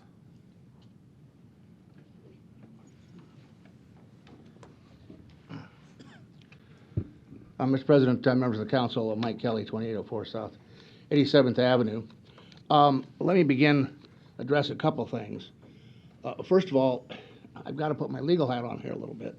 I think what the folks here are trying to do is rewrite the Liquor Control Act. You're not a super body. The Liquor Commission handles complaints like sale to minor. And that, by the way, it wasn't sale to real minor, it was sale to compliance check. 2 failures in 4 years, which is not that bad a record. They completely redid their system for sales, and they have not had a problem in over a year. They report to me that they do 85% as groceries. And so I think we have to be kind of careful here. I think that they've said they want development, but alcohol sales are part of that. Now, Reverend Caverton, she never gives up. I give her credit. She's very persistent. This is an attempt to relitigate the licensing of this establishment. It was granted 4 years ago. You don't come back in and revisit it just because of their choice of the products they're selling, and she'll tell you that they're still selling products for the Asian market. They have, of course, but there was no restriction on what they could sell. And they've had, if you notice the picture she put up, it's a very clean establishment. It's very good. It doesn't have all the problems associated that you heard about on number 9 on Leavenworth Street. Wholly different place. And they're good business people. And again, I understand the complaints about, too many licenses in one area, but you got to go to the legislature to argue about that. They're asking this council to get involved in a whole new deal. And if you would start doing long forms for everybody that fails 2 compliance checks in 4 years, you're going to need longer meetings, because that's all you're going to be doing. And that's not meant, what the long form is for, as I understand it, in the years I've been doing this, which we know are more than I'd care to count, it's if something changes, something in the neighborhood changes, a drastic change, as you've had with some of the nightclubs and so on, where there's big changes going on, then it's appropriate to come back in and look and see. It's not appropriate to come back in and look at a whole new, basically the issues they argued the first time when they tried to stop the license. And that's what they're asking you to do today. And so I guess we're here for questions. And we understand the concerns, and these folks would be glad to meet with any neighborhood people they want, but they don't have the loitering. They don't have all the problems. They're not selling to drunks. I would be highly doubtful the picture of the drunk gentleman had anything to do with the Asian market. So they run a very good establishment from everything I know. And again, they're only doing 15% liquor. So when the statement's made they're a liquor store, they're not a liquor store. So I guess I would urge you to not require a long form here. If you want to have liquor committee meetings, or if you want them to work with the neighborhood or meet, or whatever you want to do, that they're more than happy to do. But the rest of it is really relitigating the original deal. And that's now the liquor control province. If they wanted to complain about, and then they're even complaining about other licensees, well, with the neighborhood place that sold failed compliance checks, That's not their issue. So we would respectfully suggest we understand, and they made a nice presentation, they have a right to do that. But this is a misuse of the statute. This is not what this was designed to do. Not to come down here and relitigate every year once a license has been granted, just because they had a violation, or just because you don't like what products they're selling. That's not the Liquor Control Act, as I understand it. With that, we'd be ready for any questions you have. Thank you. Are there any other opponents that wish to be heard? The public hearing is closed. Councilman Gray, you are recognized. Thank you, Mr. President.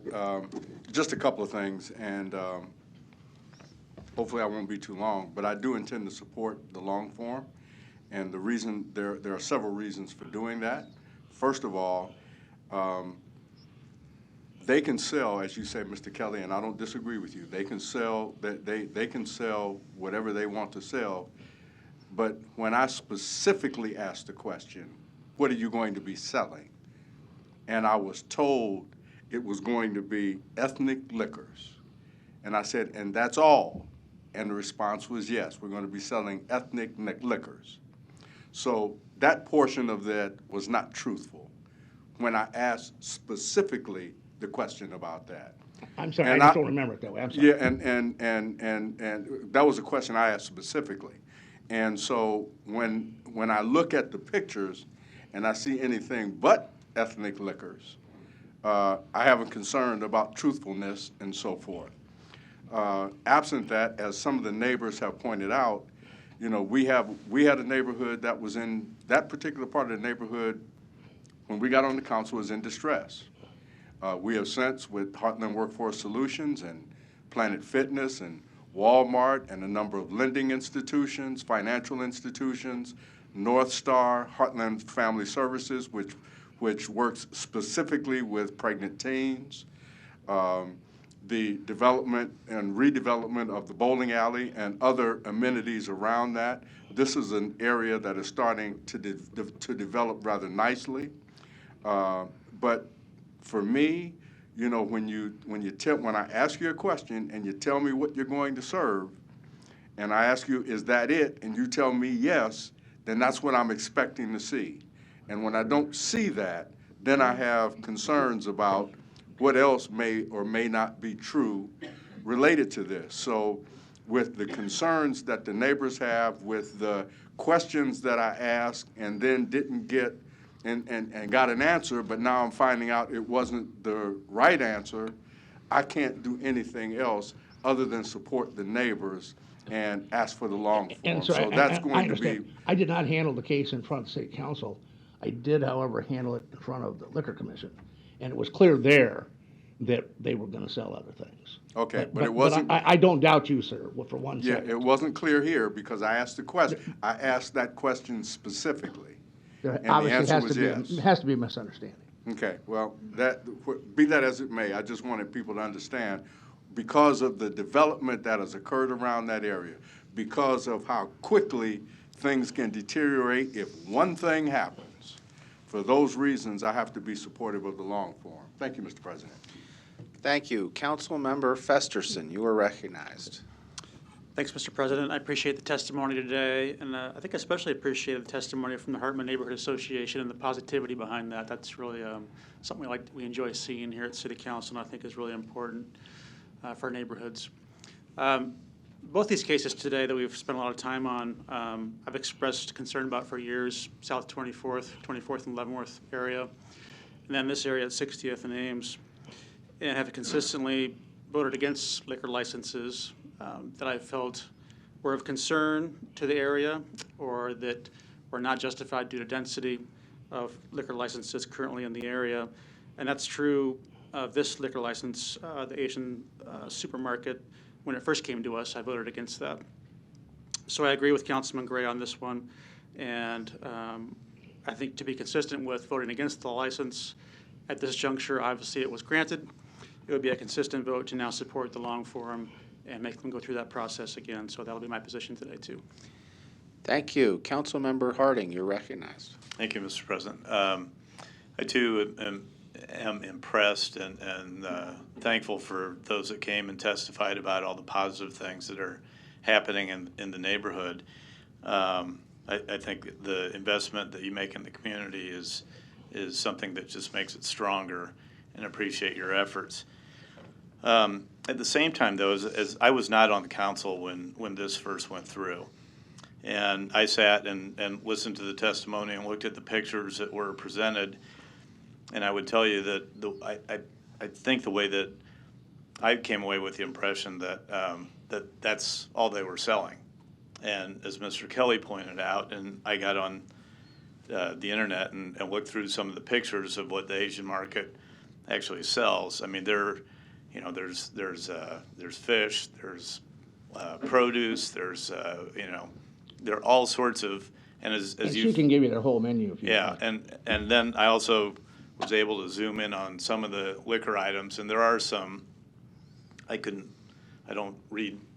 know if it was Japanese or Chinese or Vietnam. There were some bottles that were obviously ethnic, and Taiku, which I think is another one, but and so that was interesting that you noted that it's 85% grocery sales and only 15% liquor. Again, I was not here with the testimony that was made a little over 4 years ago before I was on the council, but I am not going to be supportive of the long form. I'll address the two violations in the last 3.5 or 4 years. I think I thought it was an interesting point that was brought up about, well, if it's how many other times have we sped but I think if you use that logic, then there would be, first of all, none of us should have driver's licenses, and there'd be no place to buy liquor as well, probably. But I think it's interesting to note that the impression I got was that they came in, made an application, said they were just going to be selling ethnic liquors, and that's all it ended up being, was a liquor store, whereas it's truly, at least by what I've been able to investigate today, a grocery store with liquor sales as an auxiliary. So for those reasons, I'll be supportive of not requiring the long form. Thank you, Councilmember Harding. Councilmember Melton, you're recognized.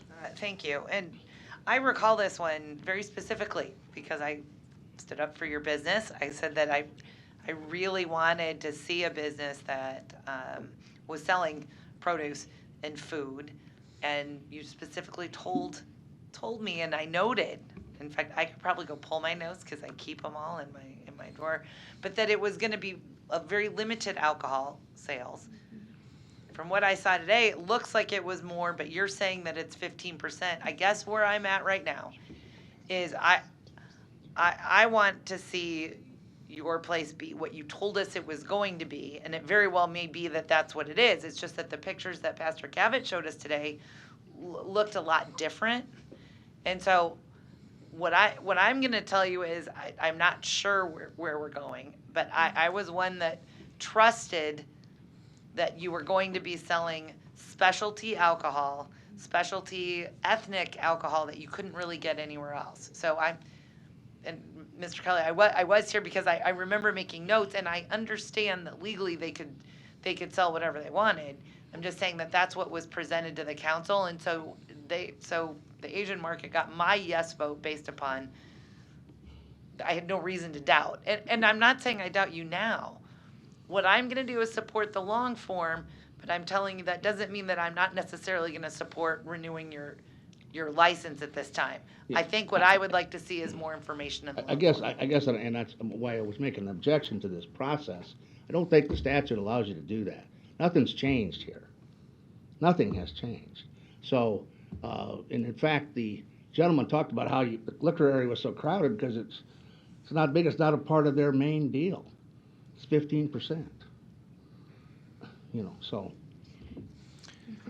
And Thank you, Councilmember Melton. Somebody ask her a question so she could respond. I will, if no one else does. Councilmember Pauls, you're recognized. If you were through. I'm not. No, okay, Mr. I'm Kelly sorry. was just responding to something Okay. I said, which I allowed, All right. and that's fine. Thank And And you know what? And I saw you nodding, wanting to say something. So please tell me what your market is Give your name selling, and address. and has it changed Well, from what you told us before? Yes, my name is Laura Zong, 2929 North 55th Street, and I am the accountant for Asian Family Supermarket as well as the controller. I don't believe we mislead or we did not tell you the truth when we applied for. I believe we said we serve a large ethnic community in the area. And then that's what she said, because a lot of people don't speak English and they would prefer to have a Asian grocery store sell liquor so they can come over. I remember then somebody said, well, a liquor store doesn't require a language or something, but and then, I also want to point out that I am the accountant and our liquor sales is less than 15% of our gross sales. And the picture that they took, when you see one picture at the corner, it's like it looked like a big one. But if you show up, you come to see the store. It's a very tiny at the corner. So we do not have that many. Our sales only less than 15%. So I really appreciate the citizen, the concerned citizen, who really oversee the problem in the area. So really appreciate the effort to address the issue so improvement can be made. So after the problem, Mimi, the owner, and I, we did discuss and we solved the problem right away by ordering a system that we can, when they insert the license in there, if their age is not qualified, we cannot sell liquor. So we have used that one. And also, before the violation occurred, we have a 2-lane. So we did not, we have a people sell on the grocery lane. So the violation came when the person who do the grocery, he just keep doing the liquor. So now we don't want, we just design it just one lane, like alcohol can only be sold in that department. So now we don't have any violations, and we also train our employee. Everybody have a license, certificates, and also after the certification thing, we have to train them, like make sure you verify the IDs, and so we train everyone well. So I believe, I really appreciate your concern, but to go forward, we will make improvement, and we promise that we will not make anything happen. It won't happen again. Okay, and so you're saying that, and the majority, so because the pictures we saw, I would agree. I mean, all of a sudden I said, well, now I want to go to the market, right? Because the pictures look like all you had was a liquor store. Yes. You're it's a saying very small corner. It's a very small corner. It's a small corner. So you're still doing what we said, but maybe you're selling more than what I guess I was can presented also to council. show you the sales record every day. That our liquor is not more than 15% of our gross sales. Okay, and again, you're selling fresh produce? Yeah, mostly vegetables and ethnic food, rice and other dry food. So there's a grocery store, but the liquor store is just a little corner right there.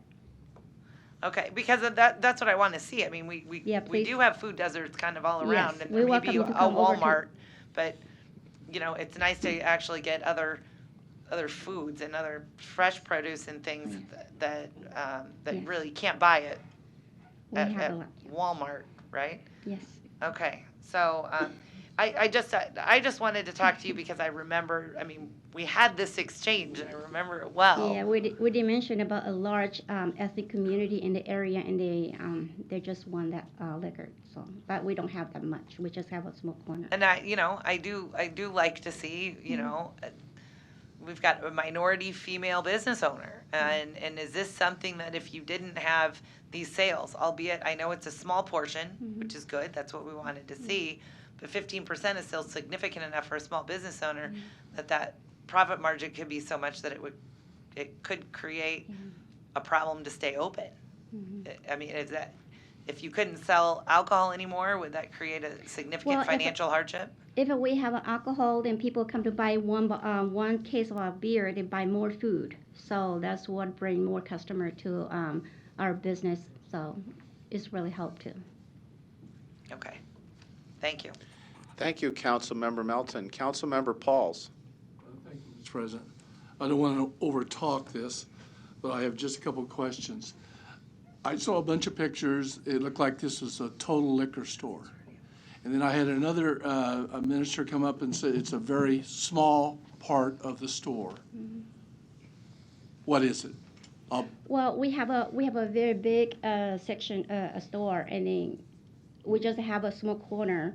It's not even 10% of the store. Okay, so it's not a liquor store. It is a grocery store. Yeah. Sort of like when I go to Baker's grocery store, they have liquor. I go to, in my area, Hy-Vee, liquor. Walgreens, liquor. But you're telling me that basically you're trying to help with the concept of a food desert. Yes. I've heard about food deserts forever, and you're telling me you're fulfilling one of those needs. Yeah, we have ethnic food mostly, and then we just the liquor just help people come to purchase alcohol and then they buy food. So that's what it is. So with the liquor store, with the liquor, we probably reduce the business as well. But it doesn't mean that we will get a lot of profit from the liquor store, but the liquor product, but we will bring more customer to our store to buy food. So when they buy food, they would just buy small beer or something. No, I understand. Thank you. Motion to approve the long form application. Second. Thanks. Before we take a roll call, I have some comments. I remember this application too. I think Sean was here. Well, that could have been. Yeah. So your memory's better than maybe you give yourself credit.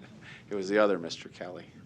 And as I remember it, there was a question as to whether you would have unique alcoholic beverages directed to Asian clients looking for that niche product. And they have. But I don't remember it being represented as the only product they were going to have. It was a point of emphasis to draw that customer in, and that it was the main representation, as I recall, it was going to be a grocery store that had liquor, some of which was going to be the Asian liquor products, and it was going to be because there was a clientele of Asian population in the community nearby that they were seeking to market to. The sales to minors violations are concerning to me, as they are to several people, and I'm glad to see you have a new system, and you haven't had a violation since having the new system. Have you gotten a letter yet since the new system to say you passed a compliance check, or have they not been back yet? No. They don't do that anymore. Yeah. They don't do the letter to And- say and you can I- passed anymore? Can I say something that we also include a Lao beer, Thai beer, Vietnamese and Japanese and Koreans, and we try to get the Myanmar beer, but it's really hard to get it. So Okay. yeah. So in my view, there is an element of, we opposed this the first time, and we're back again because we're so fervent in our opposition, and we remain opposed, and the long-form process is being used to relitigate with a nuance that there's been these violations, which you have yourself to blame for happening, but I see at least a positive new system to address that. However, if these things continue on sales to minors, then it's a whole new issue with me, so I don't plan on voting for the long form. We have a motion and a second. No further lights. Roll call. Melton. No. Pauls. Yeah, a vote yes would require long form. A vote no allows them to renew. Palermo. No. Festerson. Yes. Gray. Harding. No. Mr. President. No. Motion fails 2-5.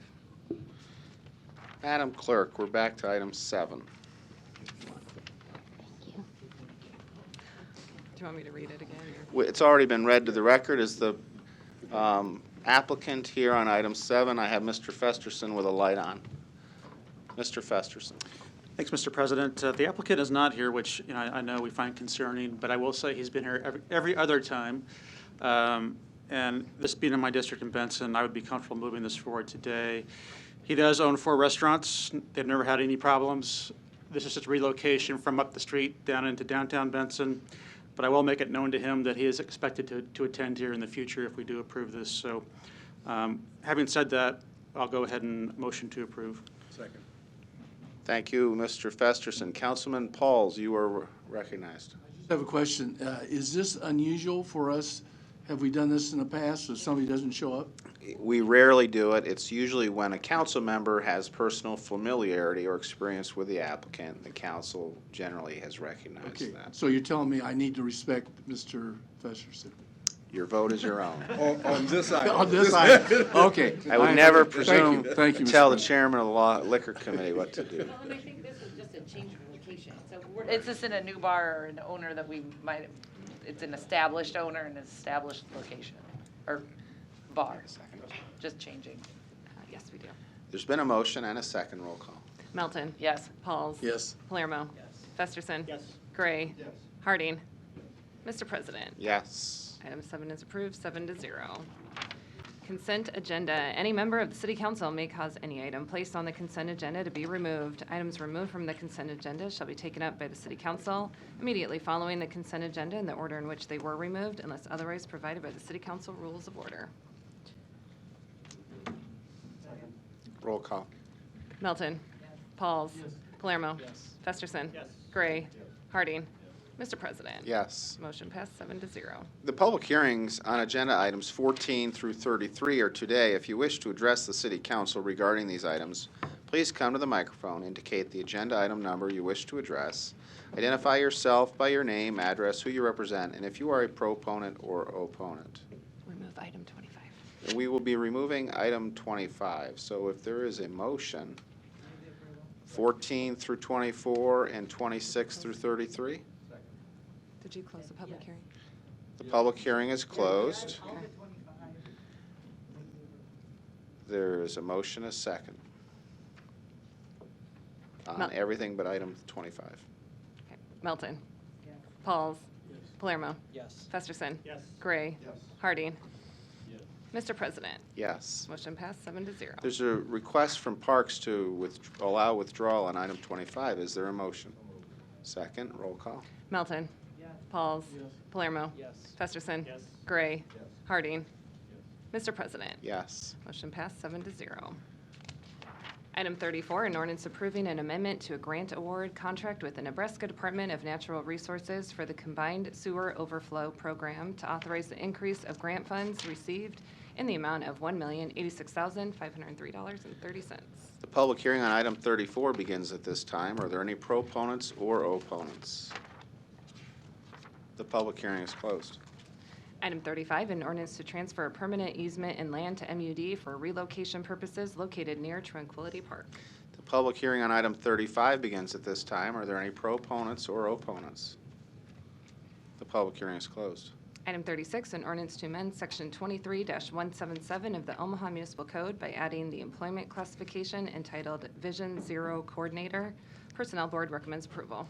The public hearing on item 36 begins at this time. Are there any proponents?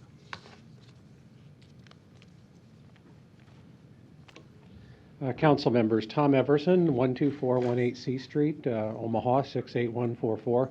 I'm a proponent of this. I chaired the Vision Zero Task Force. We spent about 20 months working on this, gathering data from throughout city agencies to really look at what are the behaviors that are causing deaths on Omaha roadways.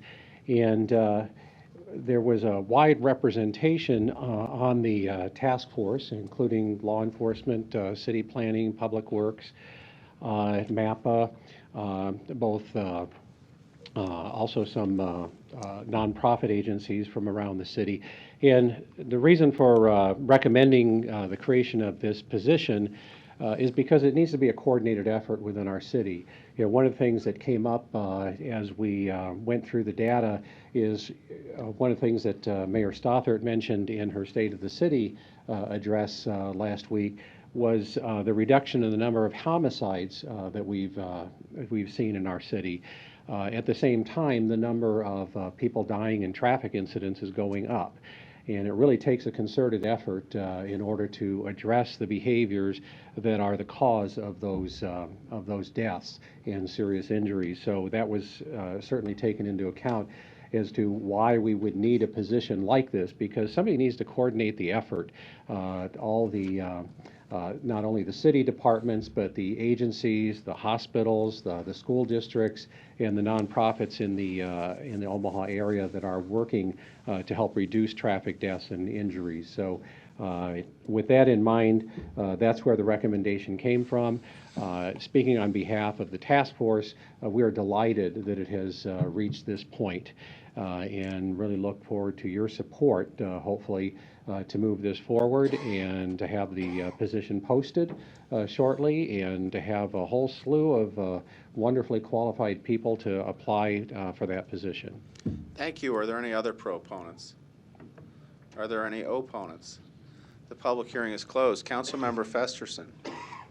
Thanks, Mr. President. I just wanted to thank Mr. Overton and the task force for their work on this. I do think it's important, and I'll be supporting it next week. I think it has been concerning with some of the recent fatalities in Omaha and in surrounding areas when it comes to pedestrians and the built infrastructure that this could really be helpful with. Hopefully this position can also help with some of our interests we've talked about in terms of the Public Works Committee, with some policy rewrites around how construction projects happen too, making sure there is available paths for pedestrians when construction does happen, either in our streets or with our orbit projects or with our building projects. And I know it's something we're working on as we speak. Mr. Stubbe, maybe just a brief interchange with you. I don't have any questions about the personnel listing or how that's going to work, but I am just curious if you could expand upon some of the conversation we had in committee about how you see this position working inside your department. Bob Stubbe, Public Works. I'd like to have Jeff Rieselman, traffic engineer, to come up and talk a little bit about what he's proposing, because obviously this individual will be working within the traffic division. Great, thanks. Welcome, Mr. Rieselman. Jeff Rieselman, Public Works Department, Traffic Division. Yes, the new position that is up before you guys is something that I think is going to be a real benefit to the city and a real benefit to the traffic division. A lot of discussion was had about where this position would be, where they would fit in. Would it be in the mayor's office? Would it be Public Works Planning? It was ultimately decided that Public Works would be the best home for this position, and we couldn't be happier with that decision. So we're going to be able to utilize the skills that this person would bring to the table with our ongoing efforts with regards to safety. We would have this person, well, day one, this person is going to be in charge of leading an action plan and developing that action plan to implement recommendations from the task force. They'd be coordinating with various departments with the efforts that we have, and would be engaging neighborhood groups, school districts, healthcare providers, and local nonprofits, just for examples. But what's important is that they'd be utilizing our resources, the kinds of evaluations that we do with respect to safety, and we would be able to work on a day-to-day basis with this individual to try to make some real strides when it comes to safety. And engagement, we always talk about the 4 E's: engagement, education, engineering, and enforcement. This individual is really going to help us with that engineering with that engagement and education portion, and be a conduit with law enforcement as well. So we really look forward to the opportunity to bring this position under the umbrella of the City of Omaha, and happy to answer any more specific questions. I'm not sure if that covered what you were looking for. So it could be as simple as, observing a crosswalk is needed in a certain place, or it could be coordinating with the police department on certain enforcement activities, or it could be as complex as, coordinating with a public works team on a new construction project in our new street project, right? Absolutely. And you had mentioned the sidewalk policy that we're working on.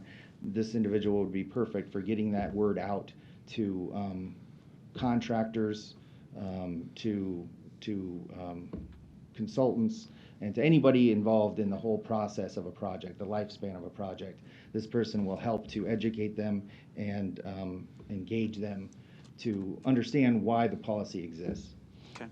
And I think all those things are appropriate and sound good, and I think would be helpful and welcoming. The only thing I'd encourage you to do, though, is to make sure that those things do happen. This is a new position in city government, outside the norm, at least in recent years.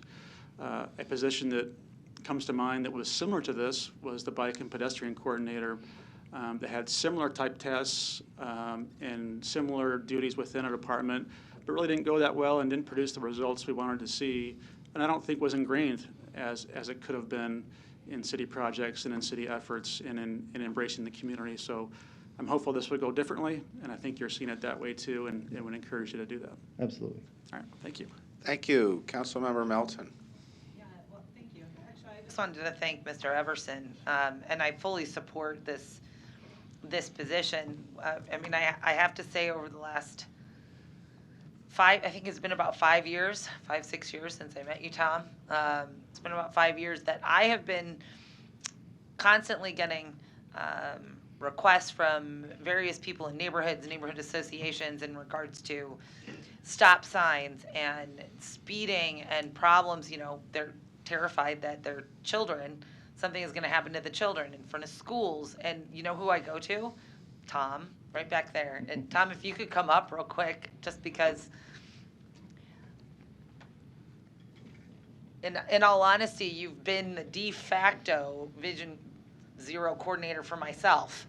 And I really want to thank you for all of the time and effort that you have spent, not just with me and explaining why speed bumps or when speed bumps work and when they don't work and why they don't work and what are the different traffic calming devices and how those don't necessarily work, and you have to change people's mindsets, and it's more about really educating people and making them aware.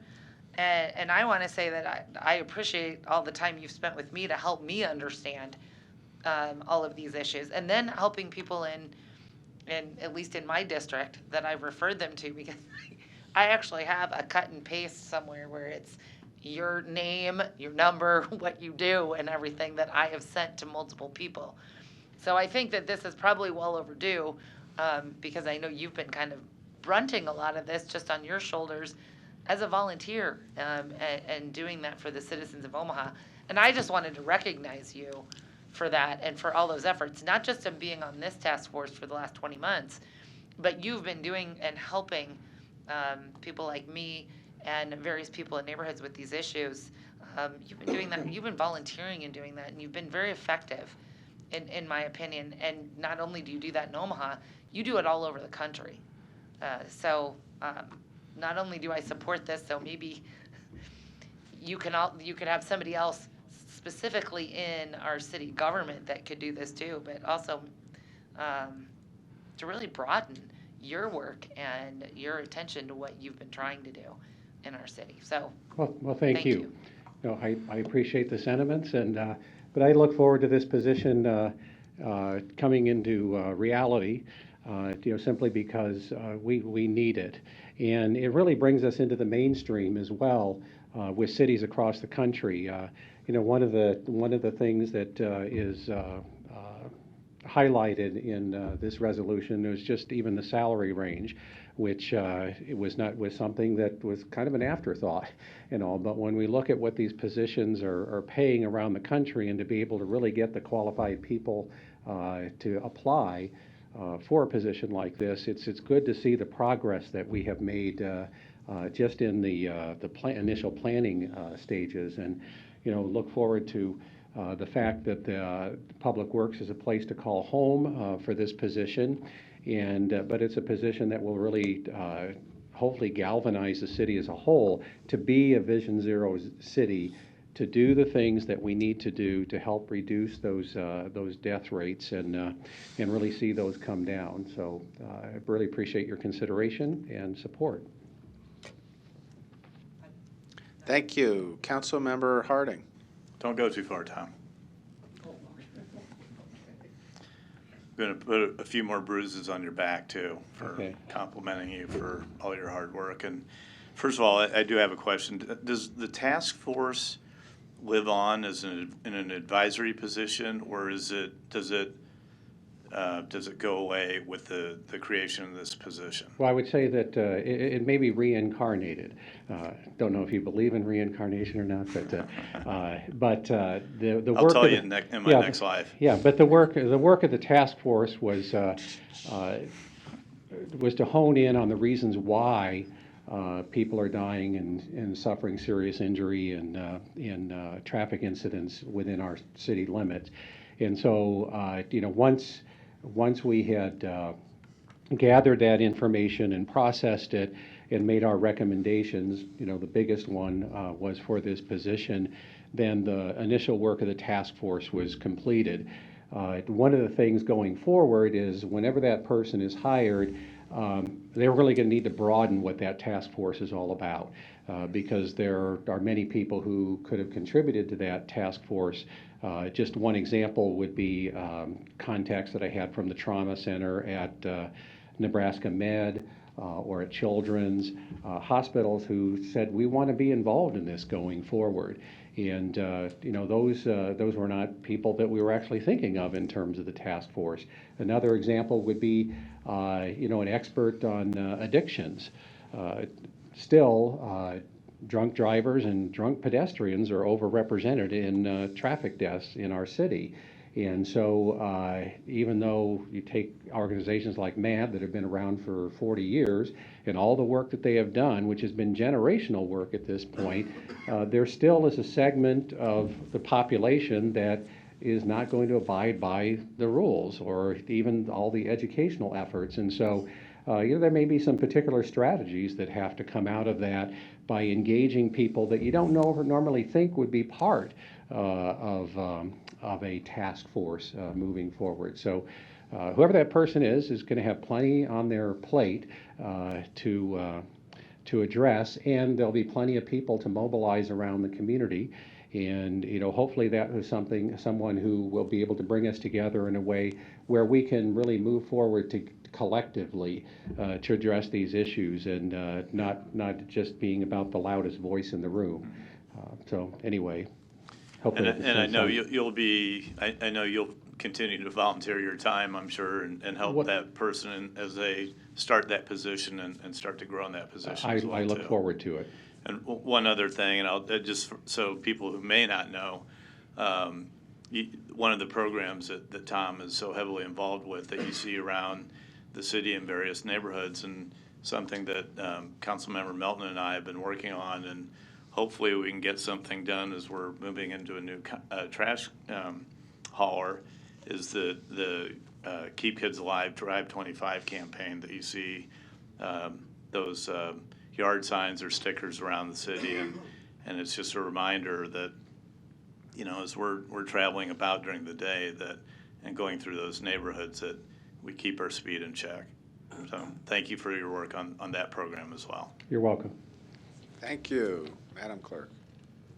One public hearing can be held for items 37 to 39, ordinances approving agreements with .com to provide support for the sexual assault management system in the amount of $27,000, to provide project management and coordination of the City of Omaha's National Incident-Based Reporting System in the amount of $69,120, and to provide domain hosting of the Crisis Intervention Team website in the amount of $17,526. The public hearing on items 37, 38, and 39 begin at this time. Are there any proponents or opponents?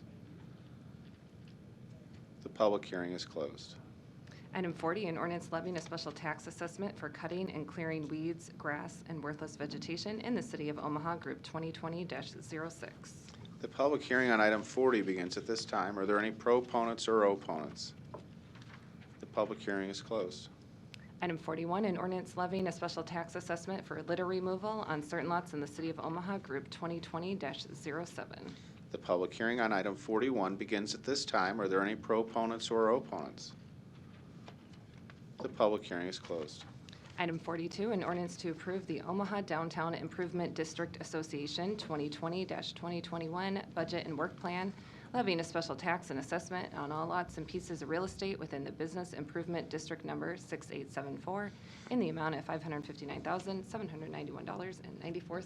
The public hearing on item 42 begins at this time. We have Holly Barrett from the Downtown Improvement District as a proponent. You get a gold star for waiting to the last agenda item. I almost opposed. Please proceed. Holly Barrett. I am the Executive Director of the Omaha Downtown Improvement District, 1620 Dodge Street, Suite 140. I'm not going to take up any time since we're last on the agenda. I'm sure you want to get out. Just to say that we are proud to be the largest BID in Omaha, and we have expanded a whole lot, thanks in part from a lot of work from the city. And it has made us so that we can really respond to a lot of community requests in a much larger way, and it's been a lot of fun to be down here. So we're at the table with a lot of major projects that are going on, so I'm happy to answer any questions about anything that we have. Thank you. Are there any other proponents or opponents? The public hearing is closed. Non-action items, items 43 through 72 do not require public hearing or city council consideration at this meeting, but will be placed on a future agenda for public hearing and or vote. The reason for non-action is noted after the item on the agenda, as well as the date the item is expected to appear on the agenda for consideration. Roll call. Melton. Pauls. Palermo. Festerson. Gray. Harding. Mr. President. Yes. Motion passed 7-0. Meeting is adjourned at 4:24.